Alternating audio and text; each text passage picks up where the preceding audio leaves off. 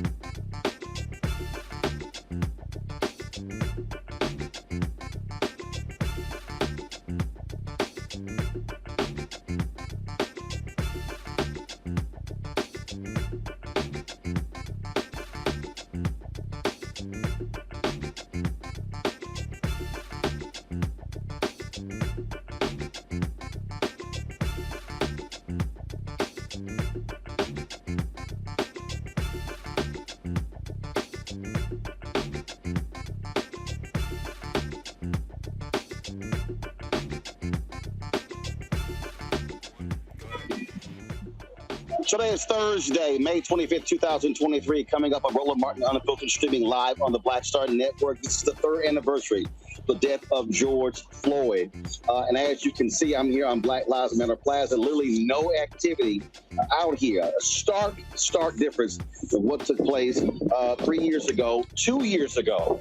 So we'll talk about this anniversary. We'll be joined by his brother, and we'll have other folks talking about today what has transpired, what has changed, what hasn't changed in America the last 3 years. It's time to bring the funk on Roland Martin Unfiltered on the Black Star Network. Let's go.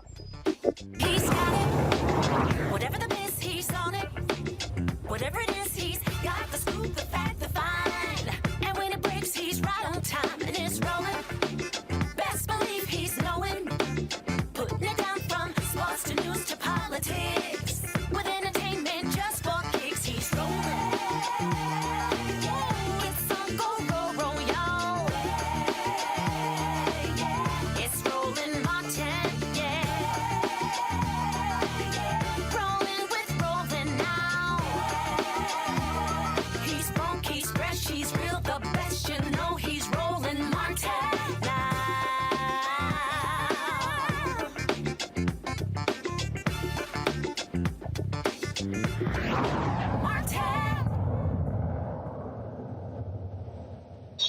Folks, it was 3 years ago on this day, Memorial Day, when the nation, the world, was shocked and stunned by the video showing the brutal death of George Floyd. That led to a significant amount of protest, attention all around the world. Literally, people were in the streets protesting across the globe after they saw what took place to George Floyd. Many people felt this was a critical moment in American history, a moment where it was going to cause a racial reckoning.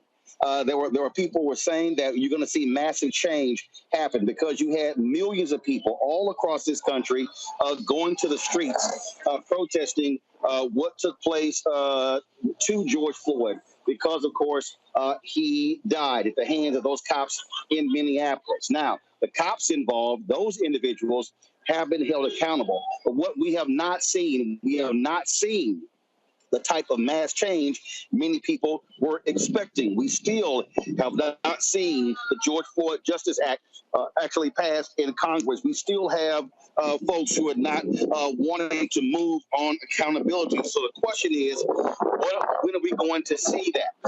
I'm actually standing right here, folks, now on Black Lives Matter Plaza here in the nation's capital. And just so you can see and understand, okay, the last couple of years, remember, it was 3 years ago. That's the White House all the way down there. There was a fence that was erected around that plaza because folks were protesting. This street was actually packed with people 3 years ago. 2 years ago, we had some folks there outside a year ago. But here we stand, folks. Here we stand in 2023, and literally no one's out here. Not one person. You don't have any protesters. You don't have anyone talking about what took place on that day 3 years ago. That speaks volumes. In fact, to understand, the last 2 years, we literally broadcast the show out here as well. Had our tent out here, the people who are out here, but none of that has happened. I think if you look across the country, the exact same thing applies. So the real question we have is, has America moved on? The reckoning everyone was saying was going to take place hasn't actually happened, or has the moment simply gone by? And so what was supposed to be a movement is that now extinct. So joining us right now to talk about this, we've got a number of people who will be joining us. But first up, we have, of course, the brother of George Floyd, who's with us. We've got our panel who's here as well, and so we're going to get to them in a second. But first up, Phil Floyd, glad to have you here, man. You're there in Houston, and the last couple of years, you guys were here in the nation's capital. Of course, meeting with the White House, hopefully trying to get some action with the George Floyd Justice Act but not this year. Not this year. Pretty much we're going through the same cycle, Mr. Martin. It's like they want to play games. Timothy Scott and Lindsey Graham, it's like they're going back and forth, and basically it's all about qualified immunity because that's the thing with these police unions. It's just difficult trying to get something passed like that because to me, I understand that being in law enforcement and it's a hard job, but just being a black man is hard right now. You have to worry about being murdered. You have to worry about wondering, can you make it home to see your family? People need to understand that. But I understand that it probably won't happen until it hit their front door. Then they'll understand. Philonise, I mean, you're absolutely right. And again, I mean, here's what I am struck by. I am literally struck by the fact that no one's out here. There's not even any media out here. You don't have any of that. Again, I'm looking this direction. If I look, in both directions, no one. We had people who were, of course, laying out in the streets, people who were protesting. And is that a concern? Because again, if people need to understand, if you look at American history, you think about the action that took place. If we can go back to Montgomery bus boycott, it was the lynching of Emmett Till that sparked that. That went on 382 days. Okay, started on December 1st. Then you begin to talk about other efforts as well. It is as if folks said, "Hey, nothing got done in 1 year, 2 years, so therefore we can just sort of give up." Is it disheartening to you that millions of people took to the streets 3 years ago, and here we stand here in the nation's capital 3 years later, and not one person's out here? You know, his death took a tremendous toll on the world. And I'm gonna try my best to make sure, that we can get this flame ignited again. We have a lot of problems all over the world. So when people think of George, I want them to understand that this can happen to you. George was just going to the store and he was murdered by a police officer with his knee on his neck for over 9 minutes, with his hands in his pocket with a smirk on his face like he was a big game hunter, suffocating my brother like a fish out of water. So I'm going to try my best because I think everybody need to be out marching. Everybody need to be out trying to get some type of change, some type of accountability. This is, to me, a global thing. It's not just right here. This is the place where people fight to get to. And people say this is the land of the free, but it has not been free for us. So I'm going to need them to show it to me. That's what I need. Show it to me now. We have seen some things take place. We have obviously the cops involved. They have been sent to prison. We have seen some changes in some departments, but we have not seen the wholesale changes that you and others have been wanting. We talked about here on the federal level what took place. We talked last year. Many family members who were involved in those negotiations said that they were angry with Senator Tim Scott because they had not heard from him. He said nothing. They've heard nothing at all. Now he's running for president. In the year since, have you heard from Senator Tim Scott's office, Senator Lindsey Graham's office, saying, hey, we're going to try to get this thing jump-started again? Or have they been completely silent? They've been completely silent. You can drop anything and you couldn't hear anything. That's the sad part about the situation. To me, if you want to be in Congress and you want to be active and you want to talk about what's going on, let's talk about what's going on. Police are killing African-American people. And the fact that we have so many people that's getting out and marching, even white people are getting out and marching. That tells them that, hey, something is wrong. So my biggest concern is, how can we get this done? I'm willing to go back and negotiate anything.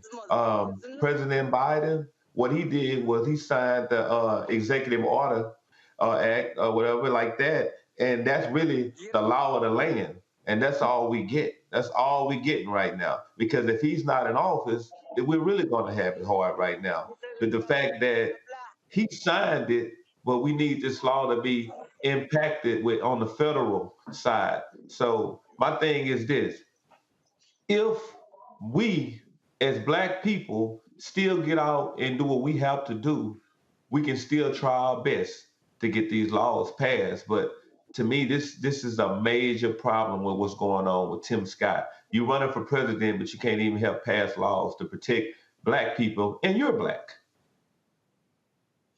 And again, he's out talking about why he wants to be president, but the reality is he has not stepped up, and it is a shock. First of all, it's not a shock that here we are, even a year later, and y'all have heard nothing from him or Senator Lindsey Graham. That says a whole lot about their character and their truthfulness when they claim they wanted to do something. And Mr. Martin, the thing about it is, when we held the conversation, he said, "Hey, man, I'm business minded. Business minded. I understand, but we're talking about people. We're talking about humanity. That's what we're talking about. If you don't understand that, how can you run a business? That's what I want to know." Indeed. Philonise, we certainly appreciate it, man. Thank you so very much. Certainly condolences to the family. It's always a difficult day on this day, marking the 3rd anniversary of your brother's death, and hopefully we will see the kind of change that we know is necessary. I thank you for that. June 9th, I'm trying to get my event together. It should be June 9th. And it's going to be huge, and I want you to be a part of it if possible, if you can. Another thing about it is that we had 60,000 Houston residents get out and be active, and they all marched because they wanted accountability for what happened to George. As you know, he was a historic Jack A. Line, just like you. So it'll be big for you to be out there if possible. And I'm going to let you know one more thing. I started my foundation, which is PACFISC. The acronyms are PAKFISC, PACFISC.org. Yes, sir. Philonise Keeta Floyd Institute for Social Change. We're turning our pain into purpose.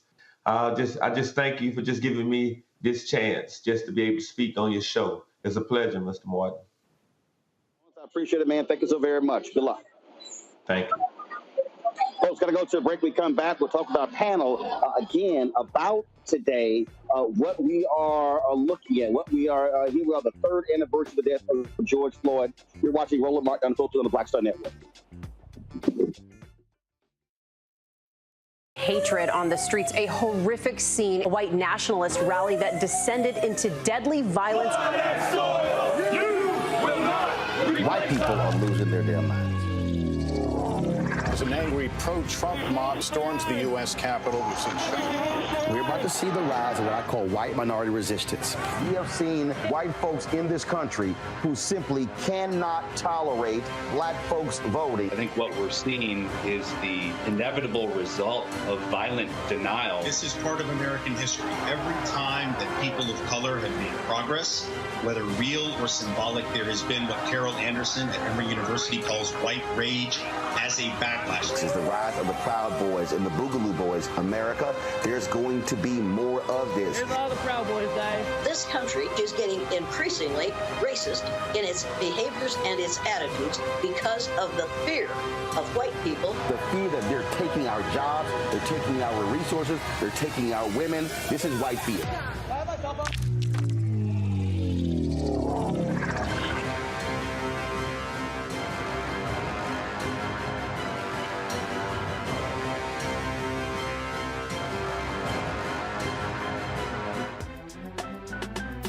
I'm Faraji Muhammad, live from LA.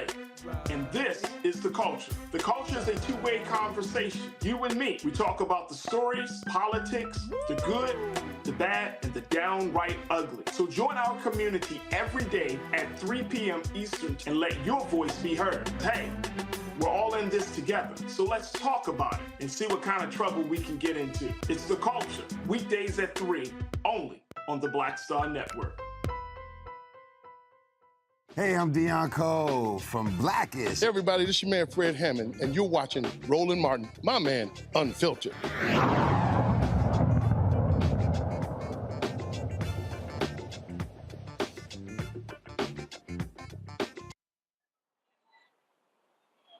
All right, folks, welcome back to Roland Martin Unfiltered on the Black Star Network. As I said, I am here on Black Lives Matter Plaza here in the nation's capital as we are doing our coverage here on the third anniversary of the death of George Floyd. I want to introduce my panel right now. Greg Carr, Department of Afro-American Studies at Howard University, joining us from Washington, D.C. Tommy Christopher, editor at Mediaite from Tuckerton, New Jersey. Teresa Lundy, principal founder of TML Communications out of Philadelphia. Teresa, I'll start with you. Are you seeing any activity today, anything happening in Philadelphia acknowledging this third anniversary of the death of George Floyd? There's actually a lot going on. There's a few nonprofit organizations that really stepped up and said, you know, we are going to remember George Floyd by doing some sort of service. I've seen a lot of social media buzz that's around it. But I think ongoing, as people remember George Floyd, especially in Philadelphia, there has been real attention to figuring out the best way to do community policing and having a better relationship with the Philadelphia District Attorney. You know what, Greg? Let me, and this is no diss on any organization out there. But let me be as clear as possible, because this is sort of the same feeling I have on MOK Day. Today is not a day of service. MOK's birthday is not a day of service. The issue was never community service. MOK's deal was, if there's any day where there should be mass protest, mass agitation, it should be on the birthday of Dr. King or the death, the anniversary of George Floyd. And I think service, and again, this is not criticizing the groups. I understand where they are from their heart and understanding.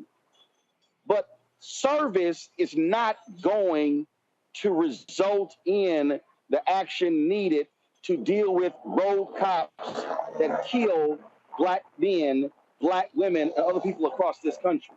And this, to me, is a mistake that people make when we shift the focus to, we commemorate, we have events. No, it's to achieve results so it doesn't happen again. That's right, Roland. And the world should be watching you standing there in D.C. at Black Lives Matter Plaza, where the paint was hastily applied to stop what some people thought might be a moment of racial reckoning, a perfect storm of state murder of Black people, which began, of course, when the first criminals came over here, with COVID-19, with an impending election, and just where you're standing, of course, the tear gas smoke spewed, as with complicit Attorney General, the President of the United States stood holding an upside-down Bible right across the street from where you were. 3 short years later, there is a Rise and Remember celebration, 2-day symposium and festival in Minneapolis at the Best Buy headquarters. What you said, Brother Philonise, is very important. We've seen this show before. Social theorists would call it resistance and incorporation. When they thought that the world was getting ready to be structurally transformed, a lot of people got DEI jobs that have now disappeared. A lot of people got paid a lot of money to go speak at corporations. A lot of people got some dollars tossed at their various HBCUs or community forums. And here we are 3 short years later, and the brother of George Floyd, he and his wife are announcing that they've finally got their foundation together. Seems like they've been lost in the sauce. Tim Mission Accomplished Scott, a midget politically. No, I'm sorry, that's the wrong word. A clown politically. Is now trying to parlay his blackface white nationalism into perhaps a ticket spot as the vice president of the United States. In Kentucky, the defender of the killers of Breonna Taylor earlier in 3 years ago is running for the governorship of Kentucky, Daniel Cameron. The more things change, the more they stay the same. And finally, what we're seeing underneath that, however, is that the people who seem to have made the most inroads have been the white nationalists in this country, who have used 3 years ago as the kind of villain that they wanted to organize themselves. In Florida, the governor, who won by less than 34,000 votes, 33,000 votes in 2018, is running a Boston as it relates to laws, saying that we must bring this country back from the edge that we saw in the summer of 2020. And of course, the Supreme Court today, in continuing to gut the Clean Water Act, Neil Gorsuch, following in the footsteps of his mother, who lost her job as the head of the EPA under Ronald Reagan because she tried to destroy the Environmental Protection Agency from the inside. Her son has continued the job. These white nationalists have used 3 years ago more effectively than we have. They have used it to conjure a boogeyman of what could happen if we just get lawless in these streets. Meanwhile, we're sitting back and having celebrations and having reflections and having memorials. And as you said, with the okey doke that they really pull up us on Martin Luther King Day, contributing our own backbreaking labor to do stuff that we should be demanding that the state do since we pay their bills. The point there, Greg made, Tommy, when he talked about DEI, things along those lines, and we know it's for a fact. A significant number of those jobs have been cut. Folks are being fired. Companies are pulling back. What was a focus about for African Americans, black groups. All of a sudden, I can tell you in the ad agency, companies all of a sudden went black-owned media was being targeted. Then it went to diverse-owned media. And so now we have these upfront, they were having black-owned media upfronts. Now it's, again, diverse-owned upfronts, or basically they got rid of those at all. And so now it's sort of this broadening deal. Again, as each year goes by, the focus gets away from the original intent that, frankly, is America at its best. Yeah. Well, you know what? I think it's probably not a shock to anybody on this panel if I were to observe that, you know, it seems like the blacker things get, the heavier the backlash gets. And so, like you said, you know, when Black Lives Matter came to the fore, all of a sudden it's okay. You know what? Let's back off of that. Like you said, you know, it's let's talk about people of color and diversity, et cetera, and not be so pro-black. But I would like to pick up on what I guess it was you, Roland, were saying about this not being a day of service, because I find that the thing that my beat is the White House, and I've been hearing. I saw somebody on CNN today talking about how people are not satisfied with what Joe Biden has done about racial justice, and the fact of the matter is. The man had, a very slim majority in the Senate. He had the House for 2 years. He got done what he could do. But, yeah, now all he can do is do executive orders and try and get more Democrats elected. And, I hear people say, oh, is that always the answer is just go vote? Yeah, I'm sorry, but that's the answer, because you're not going to get, with a half of a vote majority in the Senate and a minority in the House, you're just not going to get meaningful, reform. And people talk about reform. What is really needed is accountability. I say this all the time. People want to talk about funding this and training that. No, accountability. If the police know that when they do something like this, they're going to go to jail, they'll stop doing it. That's the only thing that's going to make them stop doing it. But to that particular point there, I mean, the reality is, when we talk about the voting, it's also that you look at the woman who just won the Democratic nomination for mayor of Philadelphia. She wants to bring back stop and frisk. That's exactly right. And so I mean, and so in many ways, she's sounding like Eric Adams, who's now the mayor of New York, both African American. And so here we are talking about getting rid of those things. There are black people being targeted more than anybody else, and now you got black candidates trying to bring back those very things that contribute to the problem. I want to bring in right now Brenda Goss Andrews. She's the president of the National Organization of Black Law Enforcement Executives, known as NOBLE Alexandria. And Brenda, on that point there, I mean, here we are dealing with the 3rd anniversary of George Floyd's death, talking about getting away from those things that negatively impacted black people, and you literally have candidates who are so afraid of being called soft on crime by the right that they literally want to go back to adopt the things that got us in a lot of the trouble we're in right now, like stop and frisk. Absolutely, Roland. Thank you for having me on the show again. We must all continue to stay vigilant, because let me just say this. NOBLE was founded in 1976, and we were dealing with police brutality in D.C. and throughout the country. And that's why we were founded. And so some of the I agree with the other panelists is that accountability is key. We can train and we can talk, but we have to hold our CEOs, we have to hold our municipalities, we have to hold everyone accountable. And then one of the things that came out of George Floyd, I think, is that we're seeing police officers being held accountable in the courts. And it's just not in the police department. We have to look at what's happening in our courts, what's happening with our judges. You know, what are they doing? Are they prosecuting? Are they giving the kind of sentences that are commensurate with the crime? So I think that's what we're seeing, kind of a trend towards that I didn't see on the police department. I served 30 years on the Detroit Police Department, and we didn't see officers being prosecuted. We didn't see this kind of thing. So slowly but surely, you know, we are beginning to see that, but we can't take our eye off. We have to stay vigilant, and also agree with the other panelists is that we do have to get out and vote. If we don't get out and vote, we can't expect the kind of reforms that we need in the Black community. We talked earlier about the failure of Senator Tim Scott and Senator Lindsey Graham to get moving on the George Floyd Justice Act in the United States Senate. Noble was a part of those discussions. And really what you had was Senator Scott hiding behind this rogue thug sheriff in South Carolina when you had two other major law enforcement groups, including Fraternal Order Police, who were moving forward. He lied about Democrats saying they were trying to defund the police, and they said that simply was not the case. And so just share your thoughts on the failure of Republicans to act on the George Floyd Justice Act just 3 years later.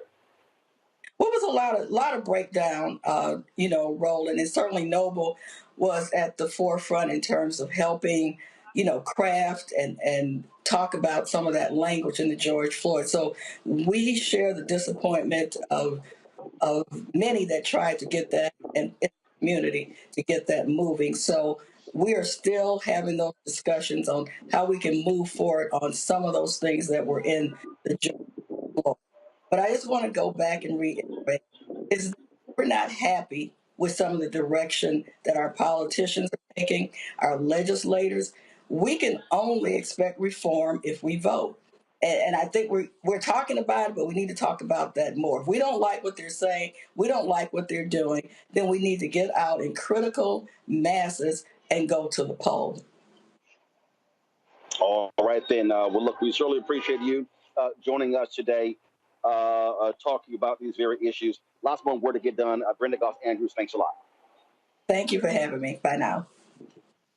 Folks, hold tight. We're going to come back. I'm going to talk to the state's attorney in Aisha Bravevoy about what DAs have been doing the last 3 years. And we'll continue our conversation on the third anniversary of the murder of George Floyd. Took place 3 years ago today in Minneapolis. You're watching Roland Martin Unfiltered, the Black Star Network. Don't forget, if you're watching on YouTube, hit the like button. Also, folks, if you are watching, download the Black Star Network app, Apple phone, Android phone. And Apple phone, Android phone, Apple TV, Android TV, Roku, Amazon Fire TV, Xbox One, Samsung Smart TV. Also, support our Bring the Fun fan club. Your dollars matter. See your check and money orders. P.O. Box 57196, Washington, D.C., 20037-0196. Cash App, $RM Unfiltered. PayPal, R Martin Unfiltered. Venmo is RM Unfiltered. Zelle, Roland at RolandSMartin.com. Roland at RolandMartinUnfiltered.com. Be sure to get a copy of my book, Why Fear: How the Brown of America is Making White Folks Lose Their Minds. Available at bookstores nationwide. Download your copy on Audible. We'll be right back.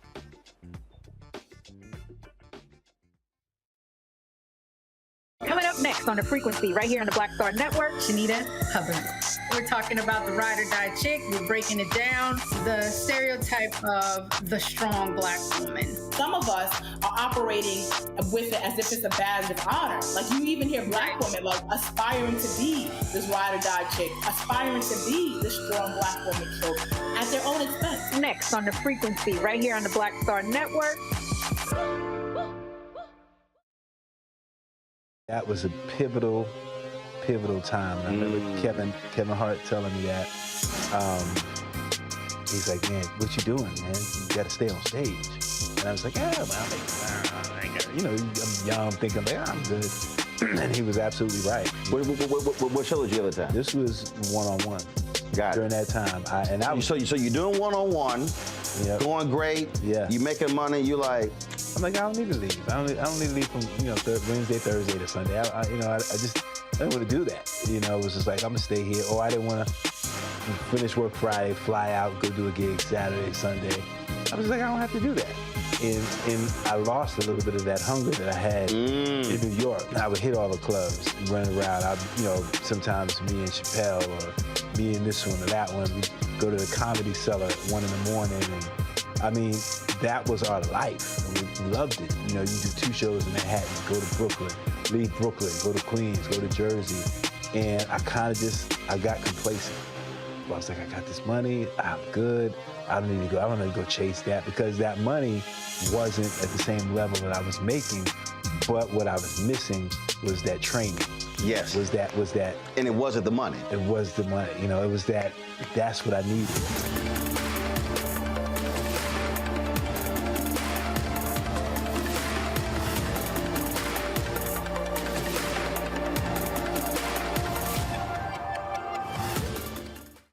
Hi, I'm LD Barge. Hey, yo, Peace World. What's going on? It's the Love King of R&B, Raheem Devon, and you're watching Roland Martin, Unfiltered.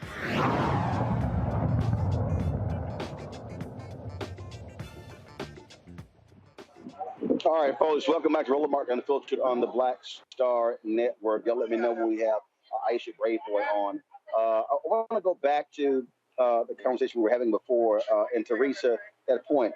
The woman who will be the next mayor of Philadelphia. Again, she was advocating on the campaign trail, bringing back stop and frisk.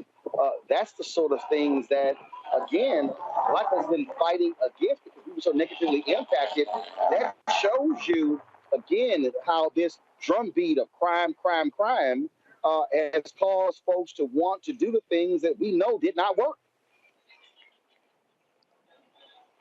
Yeah, I was also disturbed by the comment that our new Democratic nominee for mayor, Ms. Sherelle Parker, has made.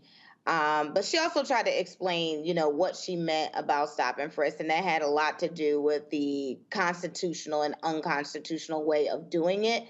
I'm still a bit wary about what that actually means. From what stop and frisk actually means, it means you are stopping someone for just cause. And so without just cause, for anything.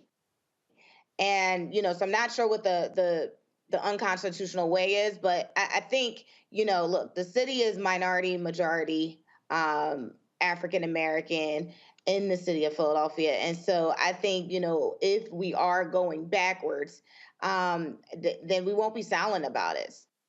So I think this is going to be an interesting term where if that is one of the major priorities that we think is actually going to combat gun violence, combat some of the other nuances that is happening in Philadelphia right now, then we're just on the wrong path. Right there, Greg, shows you. First of all, that's utter bullshit. There's no such thing as constitutional stop and frisk. If you're stopping people just because of how they look, that ain't constitutional. No. Sherelle Parker is an establishment Democrat. She's not a white nationalist. She's not a Republican, but she's an establishment Democrat. She had the support of organized labor, particularly the building trades. There was low voter turnout. The major progressive in the race, Helen Gim, who had been on the city council, couldn't really eat into the black voter base there. Unfortunately, there was a white woman who was in the race who's also to the left and drew from her. But ultimately, the problem in Philadelphia is the problem we see throughout this settler colony. It's a problem of race. In the precincts that were majority people of African descent, Sherelle Parker won by about 55 to 56% of the vote. In the precincts that are majority white, she got about 12% of the vote. What does that tell you in a town where the Democratic nominee in the primary will win the election overwhelmingly? It tells you that white folks still not voting for black people. and they are voting against their interests. Now, the progressive DA of Philadelphia, Larry Krasner, was elected. It's not the progressive policies.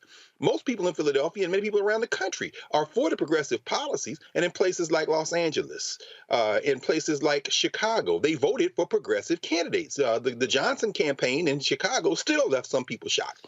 But what we have is a problem of voter engagement. You know, whether it be you, Roland, going around the country, Cliff, Latosha, everybody else, if people simply will not go out and exercise the franchise, this is what we end up with. Finally, these organized nationalists, these white nationalists, are very clear. Voter suppression is their nightmare because they understand that when we participate, we overwhelm them with our policy choices. When people thought we were going to be out in the street and destroy everything, the damn city council in Minneapolis said we're going to change the name of the police department to public safety and defund the police. Well, what happened? In the next election, many of them lost re-election, lost their campaigns. And then after the presidential election, there was an investigation launched in Minneapolis. They still waiting in Minneapolis, St. Paul, for the results of that federal investigation into policing practices in Minneapolis. What we have to understand is that we must exercise the vote, but we must also surround that as one tool in our toolbox with organizing and getting into the street and making sure that when we do go out and exercise the vote, it is backed by our political participation every day of the year. It's really quite disturbing to see that just 3 short years after George Floyd, Breonna Taylor, Ahmaud Arbery's murder, we keep piling up the names, brother. We keep piling up the names. I want to bring in right now a guest. She is a state's attorney in Prince George's County, Aisha Braveboy. Glad to have you on the show. Just want to get your thoughts. 3 years later, 3 years ago, George Floyd was murdered on this day. And what we have seen, we saw progressive district attorneys holding cops accountable. But what have we seen since? We've seen them force Kim Gardner out in St. Louis. We've seen the attacks on Marilyn Mosby in Baltimore. We've seen Kim Foxx announce she's not running for re-election. We saw what happened to Aramis Ayala. Larry Krasner has been attacked, where you have Republicans there have talked about literally stripping him of his powers. And what you have is you literally have people who are actually mad that cops are being held accountable for their actions. Yeah, I mean, look, I've got a sentencing tomorrow for a police officer who unfairly treated a young man in our community, a teenager who he assaulted. We tried that case, got a guilty verdict, and tomorrow we'll have the sentencing for that. I can tell you that, there were a lot of folks who were there to support the officer who did the wrong thing. The good thing was we had officers who reported it, and then we had the courage to investigate and to hold this officer accountable. I think we just have to continue to, we have to persist. We cannot allow what happened even 5 years ago or 10 years ago to rule the day. I think right now, because crime has increased across the country as really a result of COVID and not as a result of the policies and practices of these progressive prosecutors, they are being blamed unfairly in many ways on the increase in crime. And officers saying, well, we can't do our jobs because somehow treating people unconstitutionally or assaulting individuals or being bad actors is something that we should accept in our community if we want policing. And I think that it's just a flawed logic, and we can't accept that either. So we are going to continue to do our jobs, myself and those of us who understand the importance of holding everyone in the community accountable. But I believe that they are benefiting, that argument is being bolstered because, unfortunately, we have seen a rise in crime. You said that because that also is just laughable to me. And look, I think what we're also seeing is, I think we're seeing deliberate slowdowns. I think we are seeing cops who are ticked off that other cops are being held accountable. So their whole deal is, you know what? I don't give a damn. We're just not going to do our jobs. And the reality is to listen to some of these people. I mean, look, we just did the story yesterday where these 3 cops were indicted in Jackson, Mississippi. The police chief literally, when that case initially came up with Keith Muriel, he said, it was a medical emergency. The dash cam video, the body camera video showed that was not the case. That's why they did not want to release it. And so this was a black police chief who was defending these cops who tased a black man 80 times. Wow. And the man died as a result. And again, and so here we are. Last year, Samuel Singaway, with his own reporting, showed that more people were killed by cops last year than any other time in American history. So the question I pose to you is, what really has changed in the 3 years after the death of George Floyd? Well, I think there have been a lot of changes. I think there have been a lot of policies that have been put in place. I think if we look just at body-worn camera policies across the country, we're seeing more and more law enforcement agencies utilizing body-worn cameras, and they have been very helpful in the prosecution of cases where we can prove that officers have, acted badly in an incident. I'll give you one example. We had an incident that was caught on body camera where an officer had assaulted an arrestee and then placed him upside down in his police vehicle, upside down. And then when he finally got to his destination, you rug him out like a sack of trash, where the gentleman hit his head on the cement. I mean, this was horrific, and we were able to use that evidence in the prosecution of the case against the officer. So I think body-worn cameras is a huge game changer. I think that across the country, we've seen more transparency in policing. Here in Maryland, we've got rid of the Law Enforcement Officers Bill of Rights, and so now law enforcement officers are treated like others when they are charged or suspected of committing a crime. So there have been good changes. I think at the national level, unfortunately, we have not seen those changes, which were promised but not delivered. And we're hopeful that we see that, the top of our government, our national government, really set that standard. But until they do, states like Maryland are leading the way. Well, again, I think that it certainly has raised the consciousness of some different people. But I'll be honest, I think what this also has done is caused a lot of these white parents to really be scared to death of their white children being conscious. My book, White Fear, I talk about that. What we're seeing right now in this country, the attacks on progressive DAs, the changes in laws, this is a result of people who are angry about the demands for equity and equality and justice in the aftermath of the death of George Floyd.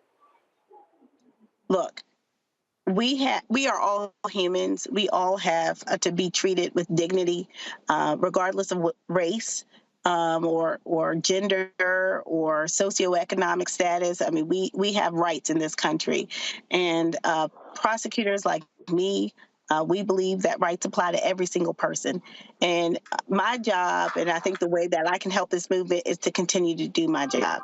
And so prosecutors who have taken a stand for the people, really, and against structural racism, against overreach by law enforcement, against brutality, we just have to stand our ground. We have to stand our ground. And I think that's the way in which we have to move in the future.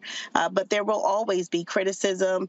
There will always be people who don't want to see change, but change is happening. I think that's probably why you're seeing a lot of the backlash, because they're seeing the change too. They're being held more responsible. A lot of their police records are no longer private or they can be published. The public can know about incidents of wrongdoing by the officers. So I think things are changing, and what we're seeing is just, in some instances, again, I have to say, I've been working with law enforcement for about 5 years, so I can tell you that the vast majority, honestly, are really good officers. At least I can speak for my county. But you do have groups and pockets within police departments that are bad actors. The question is, are they going to be protected? And oftentimes, even good officers protect bad officers, and that's, to me, wrong. You can't know what's right know what you should be doing, know that you should be speaking out against and standing up against officers who are doing the wrong thing, disrespecting the badge, disrespecting the department and the community, and stand silent. The fortunate thing is we've had officers who have stepped up, which is why we've had successful prosecutions for the last 4 years against officers who were doing the wrong thing. But more of that needs to happen across this country. All right, then. Aisha Braveheart, we certainly appreciate it. Thanks a lot, and we're glad to have you in your position. Thank you very much. All right, folks. Thank you very much. We're going to go to a break, folks. I'm going to head back inside to our studios. Like we literally are right here on Black Lives Matter Plaza here in the nation's capital. We'll continue our conversation. We're going to talk further about these corporate commitments, what folks are not doing, how they are not following their commitments. That was a whole bunch of hot air. We heard from many corporations. Billions of commitments were made. A lot of that money has not been spent 3 years later. What should happen next? We'll continue that discussion right here on Roland Martin Unfiltered from the Black Star Network. Please support us in what we do. If you're watching on YouTube, hit that like button, folks. Also, we want you to also download the Black Star Network app. So let me just show you right here, folks. I got my iPhone out right now. Come back to me. Anthony, come back to me. So again, folks, I got the Black Star Network app right here on my phone. All you got to do is just simply, it's free. It's free. That's all you got to do, y'all. It's free. Just register. That's all you got to do. And so please do so. Download the Black Star Network app, Apple phone, Android phone, Apple TV, Android TV, Roku, Amazon Fire TV, Xbox One, Samsung Smart TV. You can also join our Bring the Funk fan club. Send your checking money orders. P.O. Box 57196. Washington, D.C. 20037-0196. Cash App, $RM Unfiltered. PayPal, R Martin Unfiltered. Venmo is RM Unfiltered. Zelle is Roland at RolandSMartin.com. Roland at RolandMartinUnfiltered.com. And of course, you can get my book, White Fear, How the Browning of America is Making White Folks Lose Their Minds. We'll be back in a moment.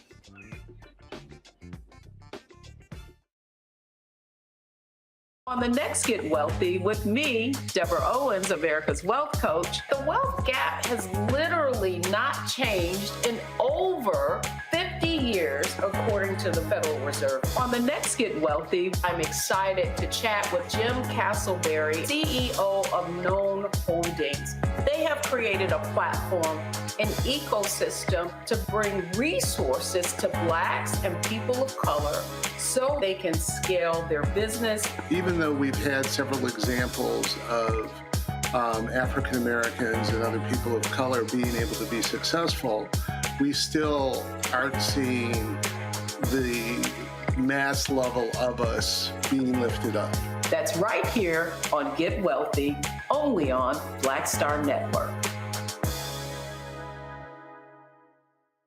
On Next, A Balanced Life with me, Dr. Jackie, the necessity of believing in things you can't see. It's called faith. It comes in all shapes and sizes, and it's powerful. And it's a big part of being able to live a balanced life. The valley I experienced being a cancer survivor was one where my footing was completely unstable. I had no idea what to do. And in that instance of not knowing what to do, I had to rely on faith. That's all next on A Balanced Life, only on Black Star Network. Hi, I'm Gavin Houston. Hey, what's up, y'all? It's your boy Jacob Lattimore, and you're now watching Roland Martin right now.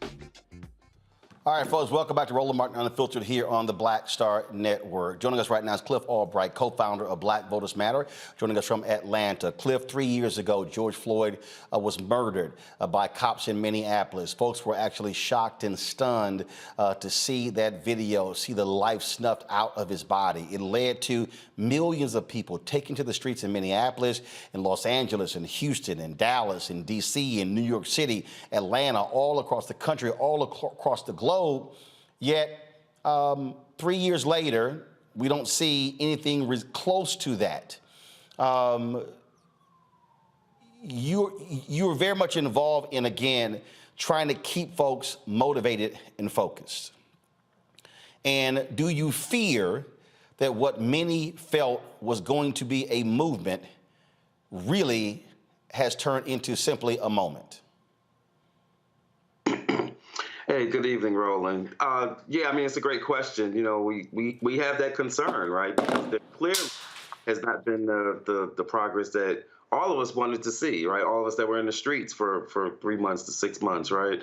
And so, you know, recognizing that a couple of things did happen, that there was a change in the conversation, right? That there was, at least for a minute, that there was some more investment in organizations and communities that do this type of work. That coming out of it, even at the level of policy, that at least that this administration, which has not done enough on this issue, right, has not leaned into federal legislation on this issue. But one of the things that we at least did see was a Department of Justice that was able to indict those who murdered Breonna Taylor, right? Which, by the way, we all know the Attorney General of Kentucky refused to try to do. And so, you know, there have been things that have come out of that moment and that movement and those months that we spent in the streets, but it hasn't been enough. And so the challenge is, and what many communities have seen, right, is that, okay, well, how do we take this to the local level? How do we try to get action on some local policies? Even in Memphis, you know, where you had Tyree Nichols murdered, that you had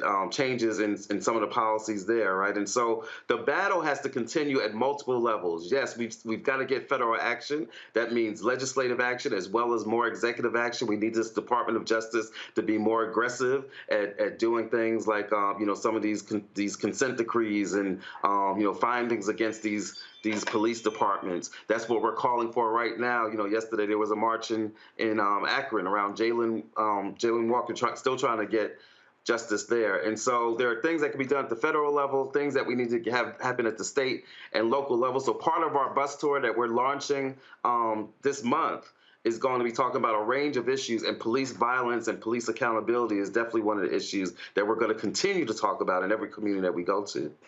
Thing here, Cliff, that people just have to understand, and I know there are people who are watching right now and who are commenting, whether on our YouTube channel or on Facebook, they're commenting on our OTT app, I know they are, is that you cannot show me in American history where monumental change happened and it was easy.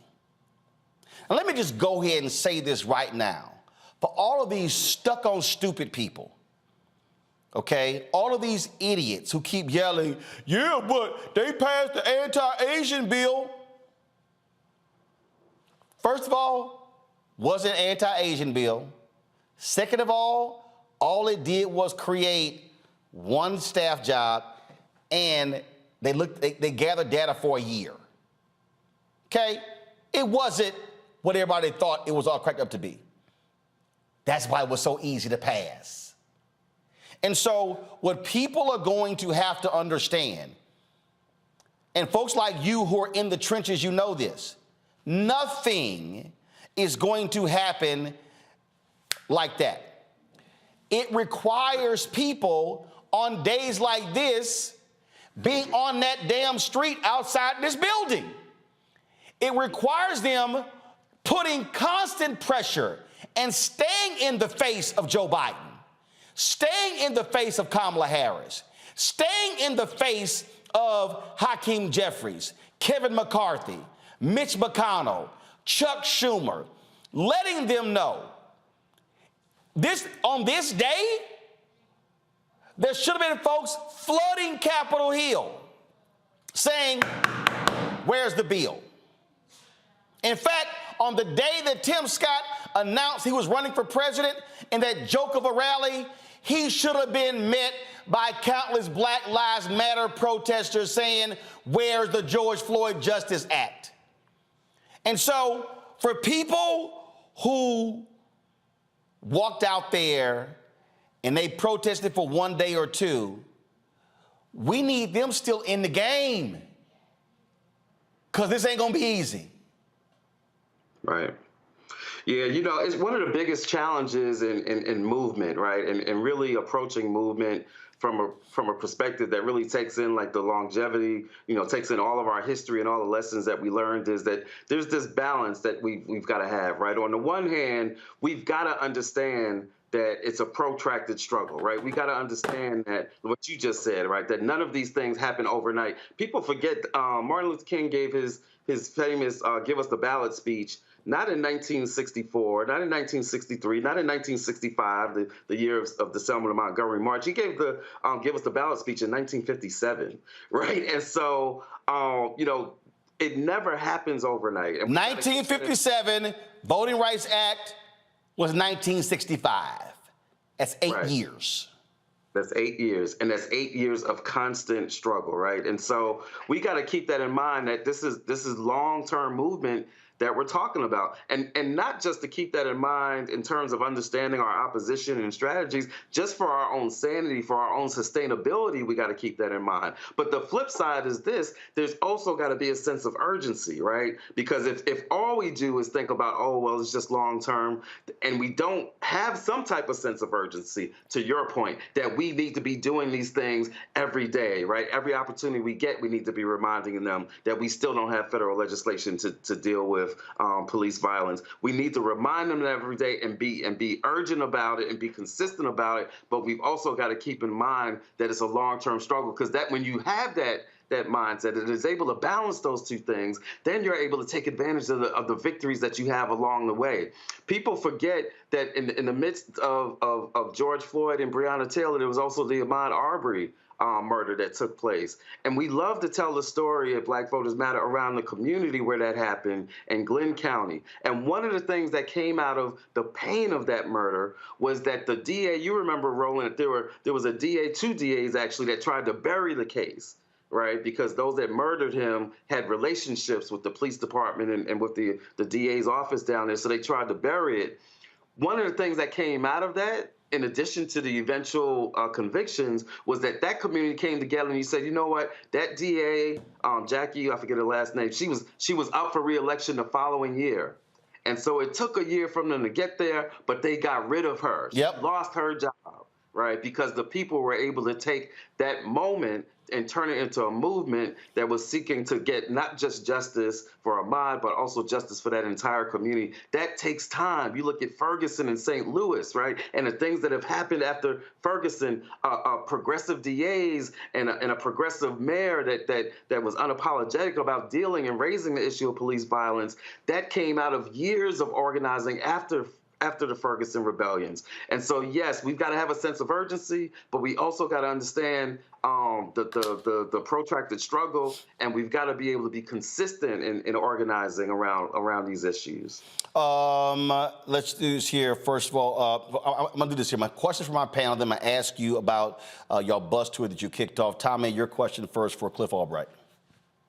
Hey, Cliff, it's nice to finally meet you. Cliff and I email quite frequently.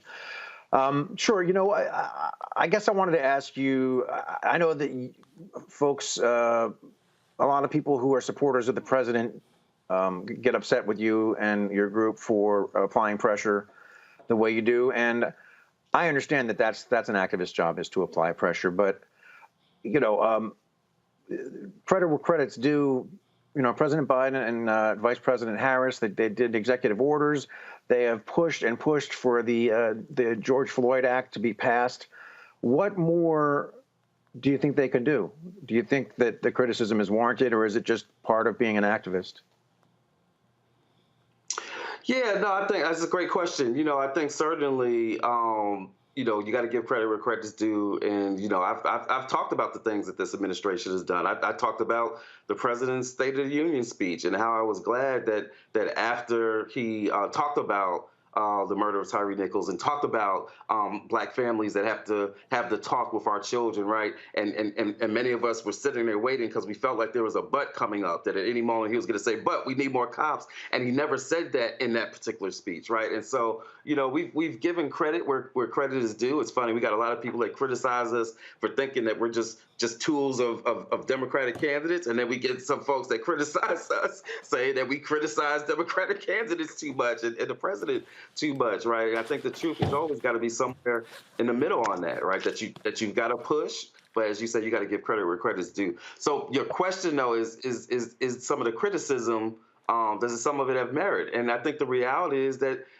there is merit to some of the criticism. Certainly, the Justice Department has taken some actions on investigating some of these departments. We'd love to see them take more actions, right? Similar, by the way, to their approach to voting rights, that the Department of Justice has filed some litigation. They've done some amicus briefs, but it's been nowhere near the level of what we need to see coming out of this Justice Department. And so I think we can do both things. We can acknowledge the things that they've done, but that we can continue to say, but we need more of that. Or in some cases, it's not just that we need more of what they've already done, that there's some other tools that we need them to try to use. Just like I don't want to go down the whole debt, the whole debt story and the whole debt narrative, but yeah, you know, you need to negotiate hard.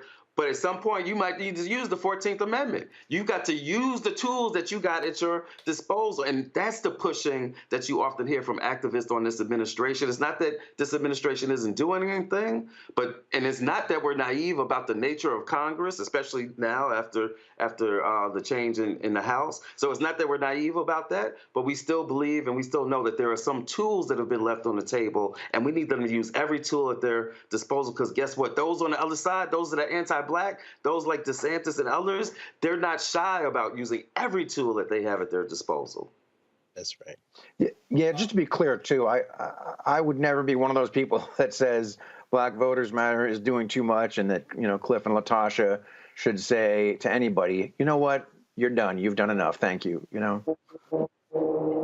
No, I get it. No, I think it's a great question, because that's a question that we, as a movement, not even just we as an organization, but that we as a movement have constantly have to deal with. The civil rights had to deal with that too, right? At what point do we thank and acknowledge what the Johnson administration has done? At what point do we continue to push for more, right? And so that's always been a part of movement, and that's why, you know, we believe, you know, we consider ourselves students of history and students of the movement, and it's important, not for the sake of, you know, just trying to replicate everything that was done, because certainly they didn't do everything right, but there's some critical lessons that we've got to learn just about the way that we approach what we do, and certainly part of it is being able to acknowledge and give credit, but also to push and demand accountability. Teresa. Cliff, thank you so much for all the work that you're doing. We can certainly see it here in Pennsylvania. Good friends of mine work on the Black Voters Matter in Pittsburgh and in Philadelphia, so we definitely see the work. One of my questions is, I think some of the engagement that you guys are doing as it relates to advocacy would absolutely help in some of these local elections. So what are you guys doing to help, you know, some of these advocacy organizations that have been in existence that just seems like they're not taking the wheel and really advocating what some of the Black issues are in order for us to get to the polls? Yeah, I'm so glad that you asked that, and as you probably know, you know, the bus was recently rolling in Pennsylvania for the recent city elections that were taking. And so, yeah, we always say there's no such thing as an off year, right? You got a lot of people right now talking about what are y'all doing for 2024, right? What's your plans for 2024? And our response is we're dealing with 2023. Because 23 is not an off year. You got all kinds of, as you said, local elections taking place, city elections taking place. You've even got some statewide elections taking place in places like Louisiana, Mississippi. And I'm going to tell you right now, and all your listeners could be the first to hear it, I believe something is happening in Mississippi, y'all. Y'all can write this down. I believe something is happening in Mississippi. Mississippi might just shock the country in their elections this year. But you got all these elections that are taking place that people don't want to talk about because they already want to talk about the presidential horse race. And so we're focused on that, and we're also focused on, and what we try to do to move some other organizations, part of your question was like, what do we do with some other advocacy organizations that, may not be as focused on some of the issues, may not be as focused on, some of the things that folks in the street are talking about, or is focused on these local elections, right? And all we can do, we have conversations, but we always believe the best thing we can do is just do it, right? Just do it and show people that when you engage folks 365 days out of the year, when you engage folks even in so-called off years, in these odd number years, when you do a bus tour where you continue to go, not because it's a presidential election, not because it's a Senate election, but we're launching our national bus tour. We've already launched. We've been in Pennsylvania. We've been in Michigan. We're going to be in Texas. We're going to be in Florida with our friends at Transformative Justice. We're doing 5 days in 6 cities in Florida, calling out the anti-Blackness that's taking place there. And so, we're doing all this in an odd number year because our issues, our communities don't just operate on a presidential calendar, right? We don't get to take a break every 4 years or even every 2 years from the racism, the gentrification, the police violence, the environmental racism. We're doing parts of our tour that's just talking about environmental justice issues, high utility bills, dirty water, climate change, and how it impacts already marginalized communities in terms of like natural disasters and floods and things of that nature, right? You don't get that from a lot of places, especially in an odd number year. But as we always say, Black Voters Matter 365, and we hope that by doing that and by investing resources, we gave out $9.7 million last year just to community-based groups. That's neighborhood associations, that's NAACP chapters, that's churches, that's organizations that aren't even formal organizations, right? We do. $1 out of every $2.5 that we spend goes directly out the door to local organizations because they're the ones that are doing this work 365 days out of the year, even in an odd number year. Greg.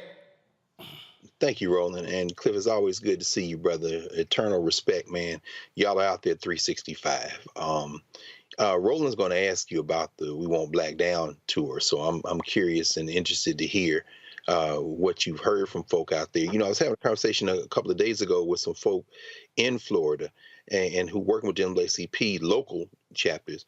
And, sometimes the disconnect between the broad national organizations, thinking about that NAACP travel advisory in Florida, and the people who are living their lives in these communities, that gap almost seems like it can't be closed. I guess my question, and I'm waiting to hear what you're going to talk about with the Won't Black Down tour, my question has to do with what you've seen that has been the most effective in getting folk to the polls. We see low voter turnout in Chicago and in Philadelphia in the recent mayoral election.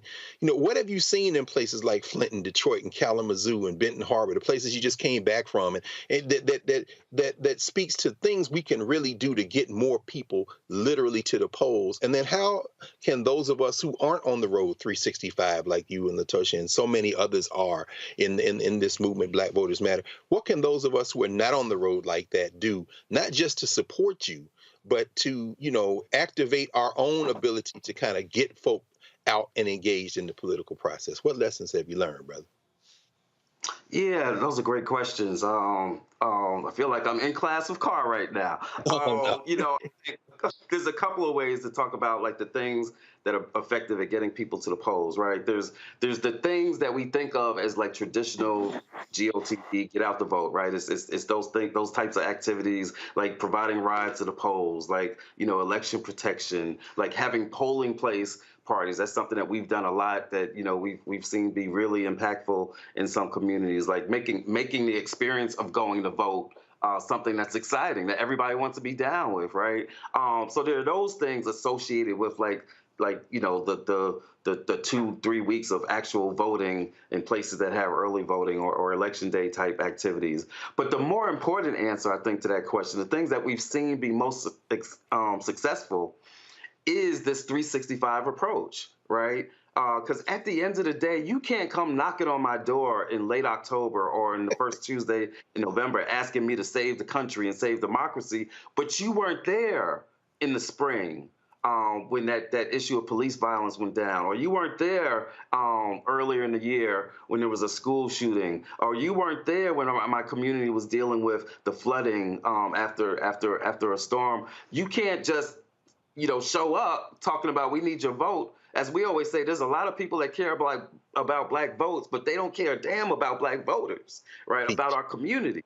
And so really, it's not rocket science that we believe that if we are engaged in having conversations with folks all throughout the year, deepening those relationships, showing that they actually matter, right? Not because they got a vote, but showing that they actually matter, that shows up when election day comes around. So in some ways it's counterintuitive that we found oftentimes by not focusing on the election, right? By not walking around with the clipboard and having the first question somebody be, are you registered? But letting the first question be, how you doing, sister? Right? How you doing, brother? Right? What is it that you want to see?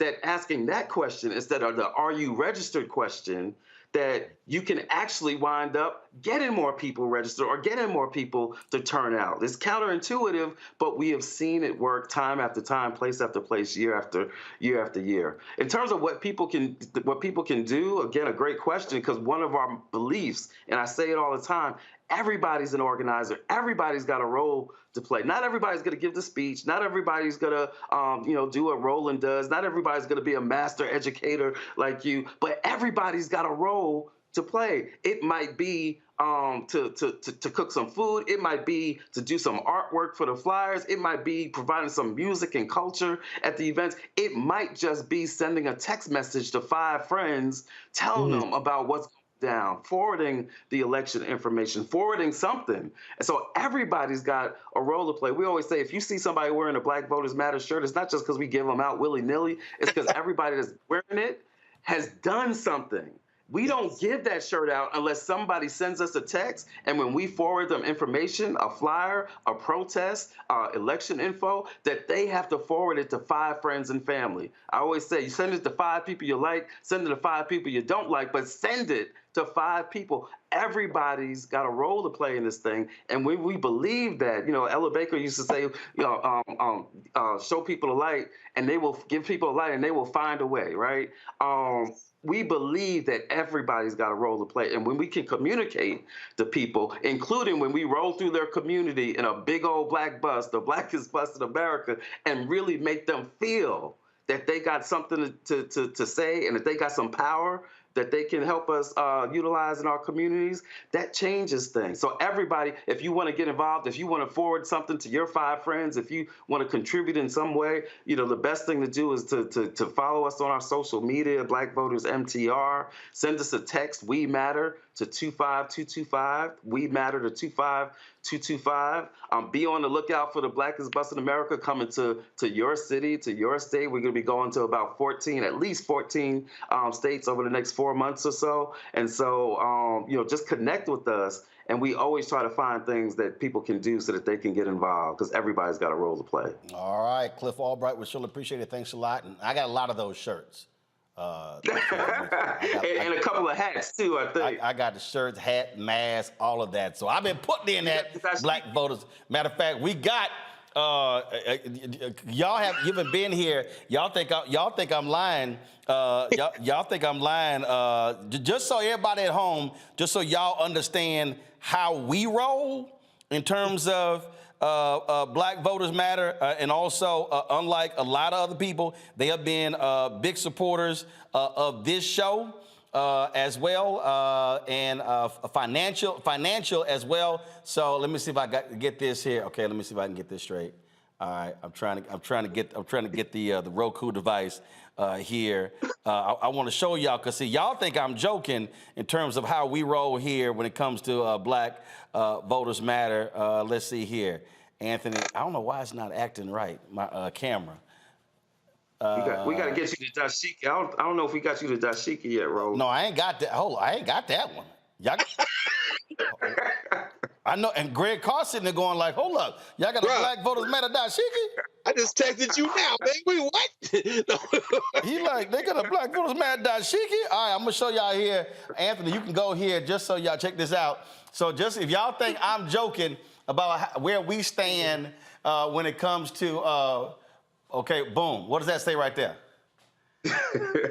Black voters matter. That's one of the murals right here in our Black Star Network studio. Just so y'all know how we roll. Cliff Albright, I appreciate it, man. Tell Latasha I said what's up. I will. Love you, brother. My brother, love you as well. All right, gotta go to a break, y'all. We'll be back. Roland Martin Unfiltered on the blackest show out here, Black Star Network. Support us in what we do. Your dollars absolutely matter. Y'all, we can't do this if you don't support us. I'm out here wearing these advertisers out.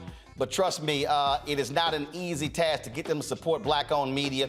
And so, again, send your check and money orders to P.O. Box 57196, Washington, D.C., 20037-0196. Cash App, $RM Unfiltered. PayPal, R Martin Unfiltered. Venmo is RM Unfiltered. Zelle, Roland at RolandSMartin.com. Roland at RolandMartinUnfiltered.com. And, of course, download our app. Black Star Network app, Apple phone, Android phone, Apple TV, Android TV, Roku, Amazon Fire TV, Xbox One, Samsung Smart TV. We'll be right back. When you talk about blackness and what happens in black culture, we're about covering these things that matter to us, speaking to our issues and concerns. This is a genuine people-powered movement. There's a lot of stuff that we're not getting. You get it, and you spread the word. We wish to plead our own cause. Too long have others spoken for us. We cannot tell our own story if we can't pay for it. This is about covering us. Invest in black-owned media. Your dollars matter. We don't have to keep asking them to cover our stuff. So please support us in what we do, folks. We want to hit 2,000 people, $50 this month, raise $100,000. We're behind 100,000, so we want to hit that. Y'all money makes this possible. Checks and money orders go to P.O. Box 57196, Washington, D.C., 20037-0196. The Cash App is $RM Unfiltered. PayPal is R Martin Unfiltered. Venmo is RM Unfiltered. Zelle is Roland at RolandSMartin.com. Next on the Black Table with me, Greg Carr. Democracy in the United States is under siege. On this list of bad actors, it's easy to point out the Donald Trumps, the Marjorie Taylor Greens, or even the United States Supreme Court as the primary villains. But as David Pepper, author, scholar, and former politician himself says, there's another factor that trumps them all and resides much closer to many of our homes. His book is Laboratories of Autocracy, a wake-up call from behind the lines. So these state houses get hijacked by the far right, then they gerrymander, they suppress the opposition, and that allows them to legislate in a way that doesn't reflect the people of that state. David Pepper joins us on the next Black Table, here on the Black Star Network. What's going on? This is Tobias Trevelyan. Hey, I'm Amber Stevens-West. Yo, what up, y'all? This is Jay Ellis, and you're watching Roland Martin Unfiltered.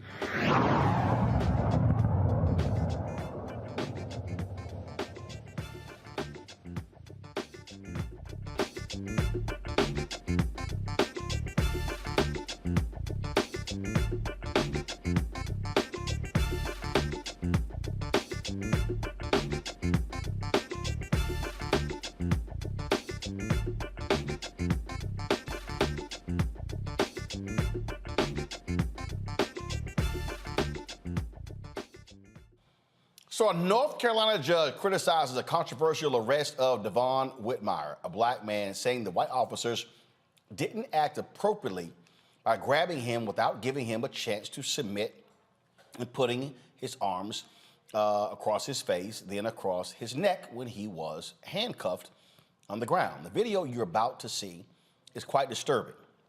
Now, if you want to turn away, please do so. We're going to show you some of this video. The total time is 6.5 minutes. We're not going to show you all of it. But here's what took place.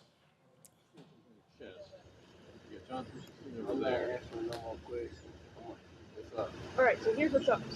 So they're confirming it right now, but based on your tattoos, we know who you are, and you do have a open warrant for your arrest. So that's confirmed. Then you. Okay, well, can y'all make up like you want to get off here? Where's your gun at?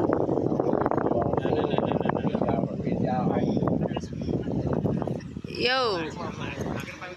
Stay back there. Can I get his phone? That's my fiance. Can I get his phone? He just said he had a gun on. He doesn't. Partner, you gonna get tased. Stop. Can y'all stop? He's not doing nothing.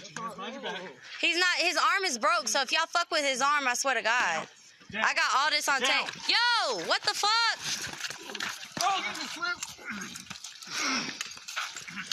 He's not doing, why are you pulling his hair and shit? Why is y'all doing that shit? Y'all is doing something. It's okay, babe. I got it all on video. I got it all on video, babe. I got you. All right, folks, joining me from Asheville, North Carolina is activist Michael Hayes. So, Michael, here's the first thing. Why was he arrested? So, he was arrested because there was a warrant taken out on him for communicating a threat. Okay. So that requires 3 cops to essentially tackle him and bring him to the ground. No, so that is the reason that we had started, having these conversations and protesting is, a lot of people want to talk about what happened prior to him getting arrested. What we want to address is the fact that there was no de-escalation tactics used. There were illegal holds used, particularly when he was on the ground. They do have holds that are supposed to be used if you are in danger of being, shot, or if the officers being in danger of being harmed. That wasn't the case. They also they love to talk. They want to keep talking about what happened prior to. So they said that he stated that he had a gun. So they felt justified in approaching that. But we all know that could have been de-escalated by asking the question, asking for a search, because communicating the threat warrant, even though it might have been warranted, it still didn't call for the assault that happened to Mr. Whitmire. So this judge weighs in by saying, "What the hell?" It's kind of a two-way street, because even though he did put blame on Devin, he also put blame on the officers as well. He did state that both sides were, so regardless of what they say about Devin is not the professional. Devin is not the officer. Devin has not had training. Devin has not had de-escalation training. And then, speaking on behalf of his mother, there are other mitigating factors that they didn't even address, and that they could have handled the situation much different than it happened. Well, I mean, it goes to show you what often happens with a lot of these cops when it involves somebody black. I mean, they would immediately resort to force. I've seen a lot of white folks lose their mind, act a fool, yell, holler, cuss, and scream, and the cops will sit there and say, "Sir, I need you to calm down. Yes, ma'am, I need you to calm down." So it's the juxtaposition is amazing when you see a lot of these videos. So, Brother Martin, here in Asheville, I hate to say this, we were surprised, but not surprised. Asheville, which is located in Buncombe County, when you look at the fact that we are only 6% black, but we are 33% of the population. I think that kind of it shows you how they like to address historically oppressed communities. So my father used to say, if you don't know your history, if you don't know what happened, you don't know where you're going. If you don't know where you've been, you don't know where you're going, and they'll continue to do the same thing. This has happened in Asheville before. The brutality from the police, the violence from the police has happened before, and we can talk about the structure and the system, but I think as a community, it is imperative that we say something now, because they love to keep bringing up Mr. Whitmire's past, the allegations, the things like that. So as we address what's going on now to prevent what's going on later, we're talking about coming up with solutions that are in a collective manner, in a collaborative manner, and really to address the fact police have biases, they have lack of training, and we understand that that's a state thing that we have to recognize that some of these things have to happen in the state. But as far as our community goes here in Asheville, North Carolina, we just want to make sure that our community pulls together. We utilize, the information that we already have. We utilize resources that are already there for our community to stand up. Because one part about the video, you saw the community come out and have their say And, some people say, well, that escalated the situation. What I saw is it deterred the officers from further causing that young man harm. And that's what we need to do as a community. We need to stand together and make sure that we stand firm on our release, but also train folks in our community so that this doesn't happen again.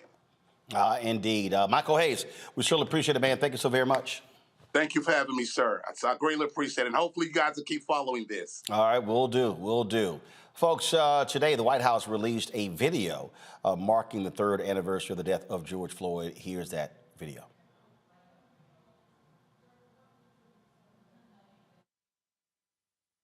I promised the Floyd family, among others, George's name is not just going to be a hashtag, but as a nation, we're going to ensure his legacy and the legacy of so many others remembered today.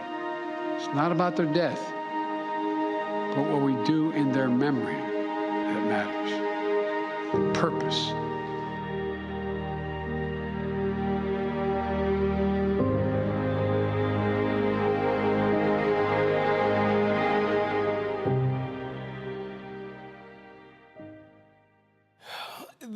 One of the things that a lot of people have not done today, many of these corporations, they also have not done what they should be doing. We're going to chat with that in a second.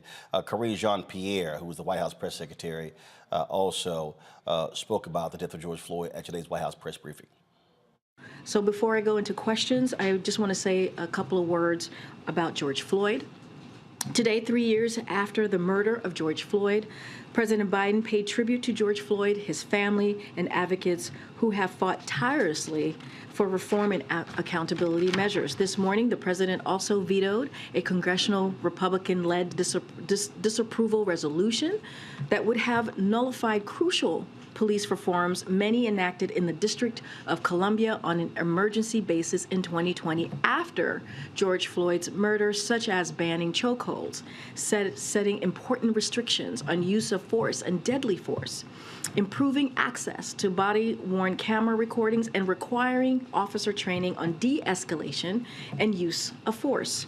The president has repeatedly said we have an obligation to make sure that all people, all Americans are safe, and that public safety depends on public trust. It is a core policy of this administration to provide law enforcement the resources they need for effective accountability, community policing.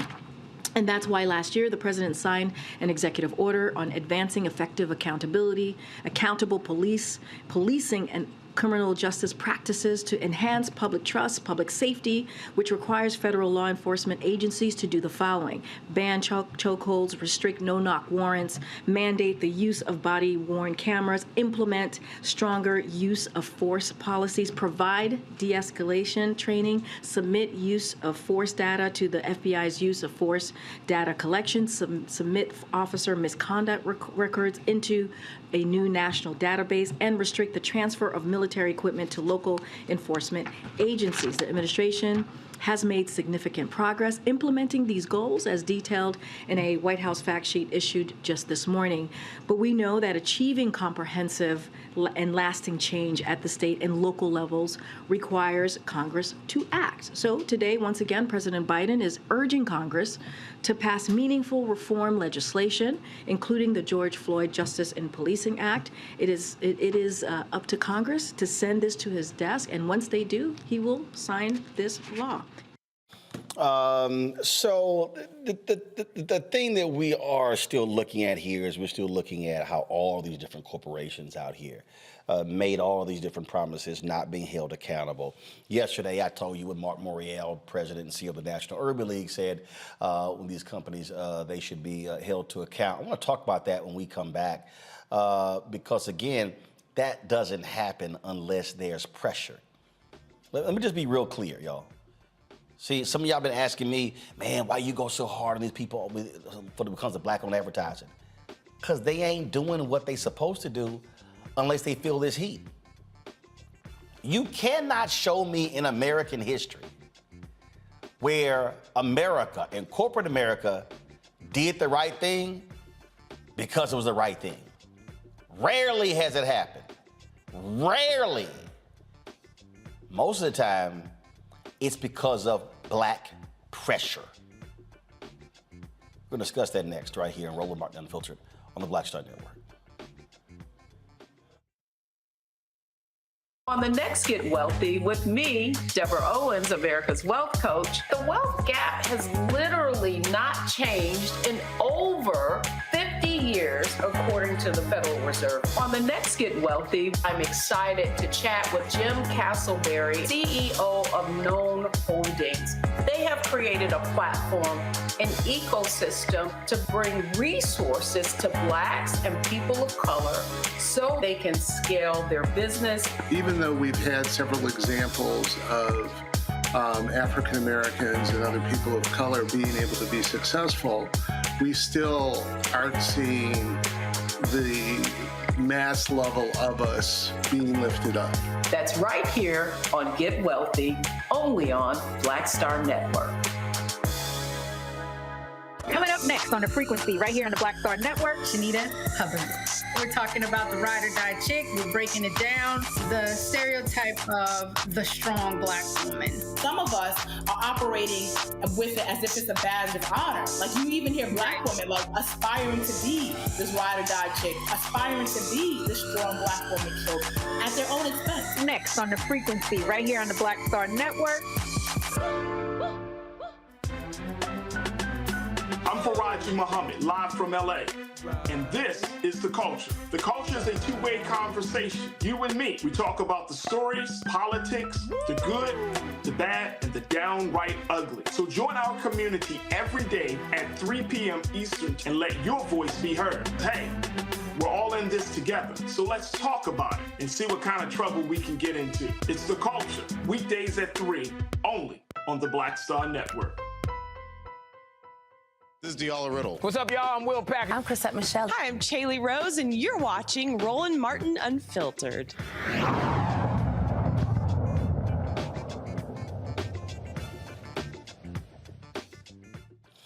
So, what about those billions and billions and billions of dollars that were promised by corporate America after the death of George Floyd? Where the money at? It is an important question because, Teresa, what it says is that we got to put folks in check and say, you're not going to pimp us in the moment and then make claims what you want to do, and then you don't actually follow through and do it. I talked yesterday about, again, this letter that, this press release that Mark Morial sent out, and I appreciate the press release, but I need more than the press release. I need more than that. What I need is, I need them put in check. I need the Urban League making aggressive demands. I need the NAACP making aggressive demands saying, not only where's the money, also what I need is we want a full breakdown of where's the money. This here is the statement that was put out. Again, it says that the President and CEO Mark Morial calls on corporations to update the American people on their progress to date. I get, Mark's my frat brother, I get this general statement here. No. What I need direct pressure saying we're gonna go down the line and here are the first 20 companies we going after. And we wanna see reports.